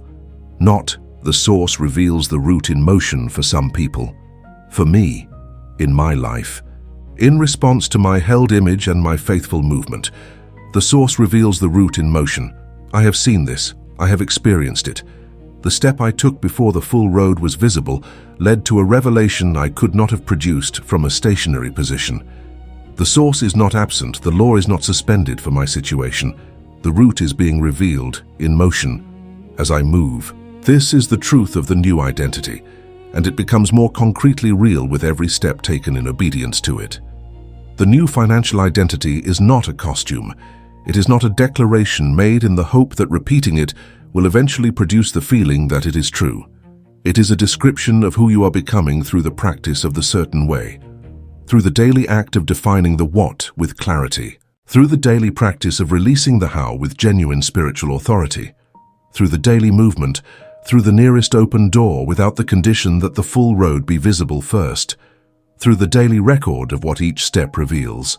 The identity forms through practice, and the practice, continued with faith and obedience, produces the person that the desired condition is waiting for, the faithful mover, the held image keeper, the one who trusts the source with the how and moves before the full road appears. The how has been a thief. This is not a metaphor. It has operated with the precision of a mechanism designed to take from you, not through visible force, but through invisible interference in the spiritual law that governs the flow of invisible supply. Every desire it has dismantled before it was allowed to breathe. Every movement it has prevented through the demand for a route that the law does not provide in advance. Every opportunity it has caused to be rejected because it did not match the plan. Every moment of spiritual courage it has converted into paralysis dressed as prudence. These are the specific acts of a mechanism that has been stealing the harvest of the invisible law by preventing the conditions of that law from being met. Faith does not need the full route. This is the disruption at the center of the teaching. The belief that faith requires the root to appear before it can be exercised is the precise inversion of the law. Faith is the condition that produces the root, not the reward given after the root appears. The root appears because of the faith. The how is revealed through the faithful movement that faith enables. To wait for the root before exercising faith is to wait for the fruit of the tree before planting it. The teaching of Wattles on this point is not a metaphor or a spiritual nicety. It is a description of the actual mechanics of the invisible law, available to anyone willing to hold the image and move before the road is full. The command defines the what. The command is sovereign. It is the held image of the desired condition, maintained with definiteness and faith, given to the formless substance as the instruction for what to produce. The command does not change when the visible world is not yet reflecting it. It does not weaken when the how is not yet visible. It does not shrink when the plan fails to deliver. The command is the anchor. Everything else is the response to the command, including the how, the route, the channels, and the timing. When the command is clear and steady, the invisible law has a clear instruction. When the command wavers, the instruction becomes unclear and the delivery is disrupted. The source reveals the how, not the mind, not the plan, not the analysis, not the calculation from a stationary position of a sequence that only becomes visible through movement. The source reveals the how, and it reveals it in sequence through the channels it has assembled at the timing that serves the delivery, through the people and ideas and arrangements that the plan could not have identified, because they exist in the forward territory that only becomes visible through movement. The how is a source-assembled delivery. It is not a viewer-calculated route. This distinction, understood deeply, changes the entire relationship between the person and their desire. The how is not your problem to solve. It is the source's design to reveal. Movement brings clarity, not analysis, not planning, not the calculation of possibilities from a still position. Movement. The clarity that comes from taking the first available step is the kind of clarity that no amount of stationary thinking can produce, because it is the clarity of a revealed next step which only exists in the territory accessed through movement. This is why the practical protocol returns always to the nearest available step, not because small actions are sufficient, but because they are necessary. They are the mechanism through which the law reveals what cannot be revealed from stillness. The clarity you are seeking about the how is on the other side of the nearest movement. It will not come before it. The next step is enough. Not forever. For now. The next step is exactly the amount of the how that the source is currently revealing, and it is exactly the amount that you currently need in order to continue in the certain way. Demanding more than the next step before you are willing to take the next step is not preparation. It is the how obsession in its most fundamental form. Accepting that the next step is enough is the acceptance of the law as it operates. It is the recognition that the source has provided what you need for the current movement, and that the next provision will come through the current movement rather than in spite of the absence of it. The next step is enough. Take it. You are not being irresponsible by releasing the how. This must be stated clearly, because the fear that responsible people do not take action without a mapped route is one of the most persistent arguments the mind will use against everything this teaching has offered. The release of the how is not financial recklessness. It is not spiritual foolishness. It is not the abandonment of practical intelligence. It is the act of a spiritually mature person who has recognized the appropriate division of roles between their mind and the source. The mind holds the command, takes the nearest step, and adapts as the route is revealed. The source assembles the how, arranges the channels, and delivers through routes that the plan could not have anticipated. This is not irresponsibility. This is the highest available intelligence in relation to the invisible law. You are returning the logistics to the intelligence that can actually handle them. The mind, for all its capabilities, was not designed to hold the full sequence of arrangements required to deliver significant wealth through invisible channels. It was designed to hold the image, to choose the faithful next step, to adapt as each revelation comes through movement. When you release the how to the source, you are not abandoning control. You are accepting the correct definition of what control actually is in relation to the invisible law. Control, in the certain way, is the control of the inner state. The held image, the maintained faith, the released how, the faithful movement. Everything outside that is the source's domain, and the source is vastly better equipped to manage its domain than the mind was ever designed to be. You have been carrying a weight that was never yours to carry. The weight of knowing the how before the how is knowable, the weight of calculating the route before the route exists, the weight of justifying faith with visible evidence before the faith that generates the visible evidence has been exercised. This weight was heavy. It produced the financial anxiety, the spiritual exhaustion, the frozen state, the reduced vision, the slow collapse of desires that never received their first honest movement. You were not weak for carrying it. You were operating from the best understanding you had, but that understanding was incomplete, and now it is more complete, and the weight can be set down. The source has not forgotten your desire.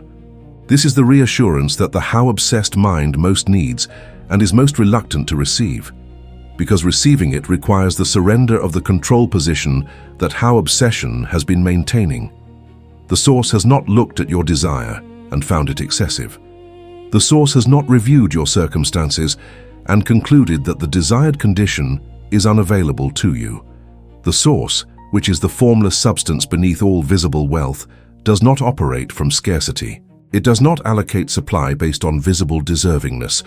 It responds to the clear image held with faith and the faithful movement made in obedience to the certain way. Your desire has been received. The law has been operating. The route is being assembled. The next step of the how is waiting just beyond the nearest open door. Release what you thought you needed to know before you could trust. Release the demand for the confirmed sequence. Release the requirement for the named people. Release the specified timeline. Release the approved route. Not because these things are unimportant, but because your demand that they appear in advance of your faith is the one condition the law was never designed to satisfy. And satisfying it was preventing the law from doing the one thing it does. Reveal the how through the faithful movement of a person holding a clear image with steady faith and grateful expectation. You were designed for this. The law was designed for this. The release of the how is not an ending. It is the beginning of the receiving. The universe, the formless substance, the source behind all visible channels of supply, starts moving when you stop demanding the whole road before taking the first faithful step. Not when you feel ready, not when the circumstances have improved, not when the plan has achieved sufficient certainty. When you take the first step, when you walk through the nearest open door with the held image and the released how and the faithful inner state that Wattles described as the proper relationship with the source. The movement of the source is not distant. It is not conditional on perfect preparation. It is waiting right now for the signal that only one thing can provide. The first faithful step taken without the condition that the full road be visible first.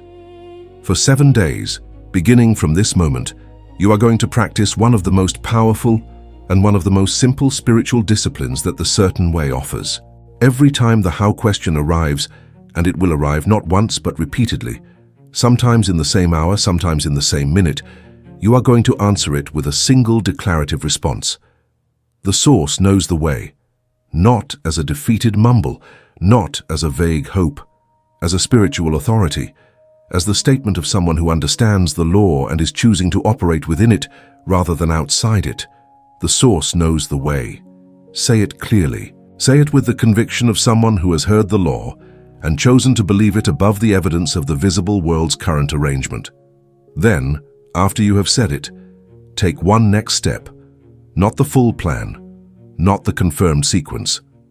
One next step, whatever is nearest, whatever is available, whatever is visible from where you are standing right now, in the direction of the held image. The 7-day practice is not complex. It is not demanding in terms of time or resources. It is demanding in terms of spiritual position. It requires you to catch the how question, answer it with faith, and convert that faith immediately into a physical movement, however small. One next step. 7 days, every time the how arrives. This is the challenge. This is the practice. This is the certain way expressed in its most basic, most repeatable, most immediately available form. What will happen over 7 days of this practice is not guaranteed to produce dramatic, visible results, and the honest teaching of the certain way does not promise them.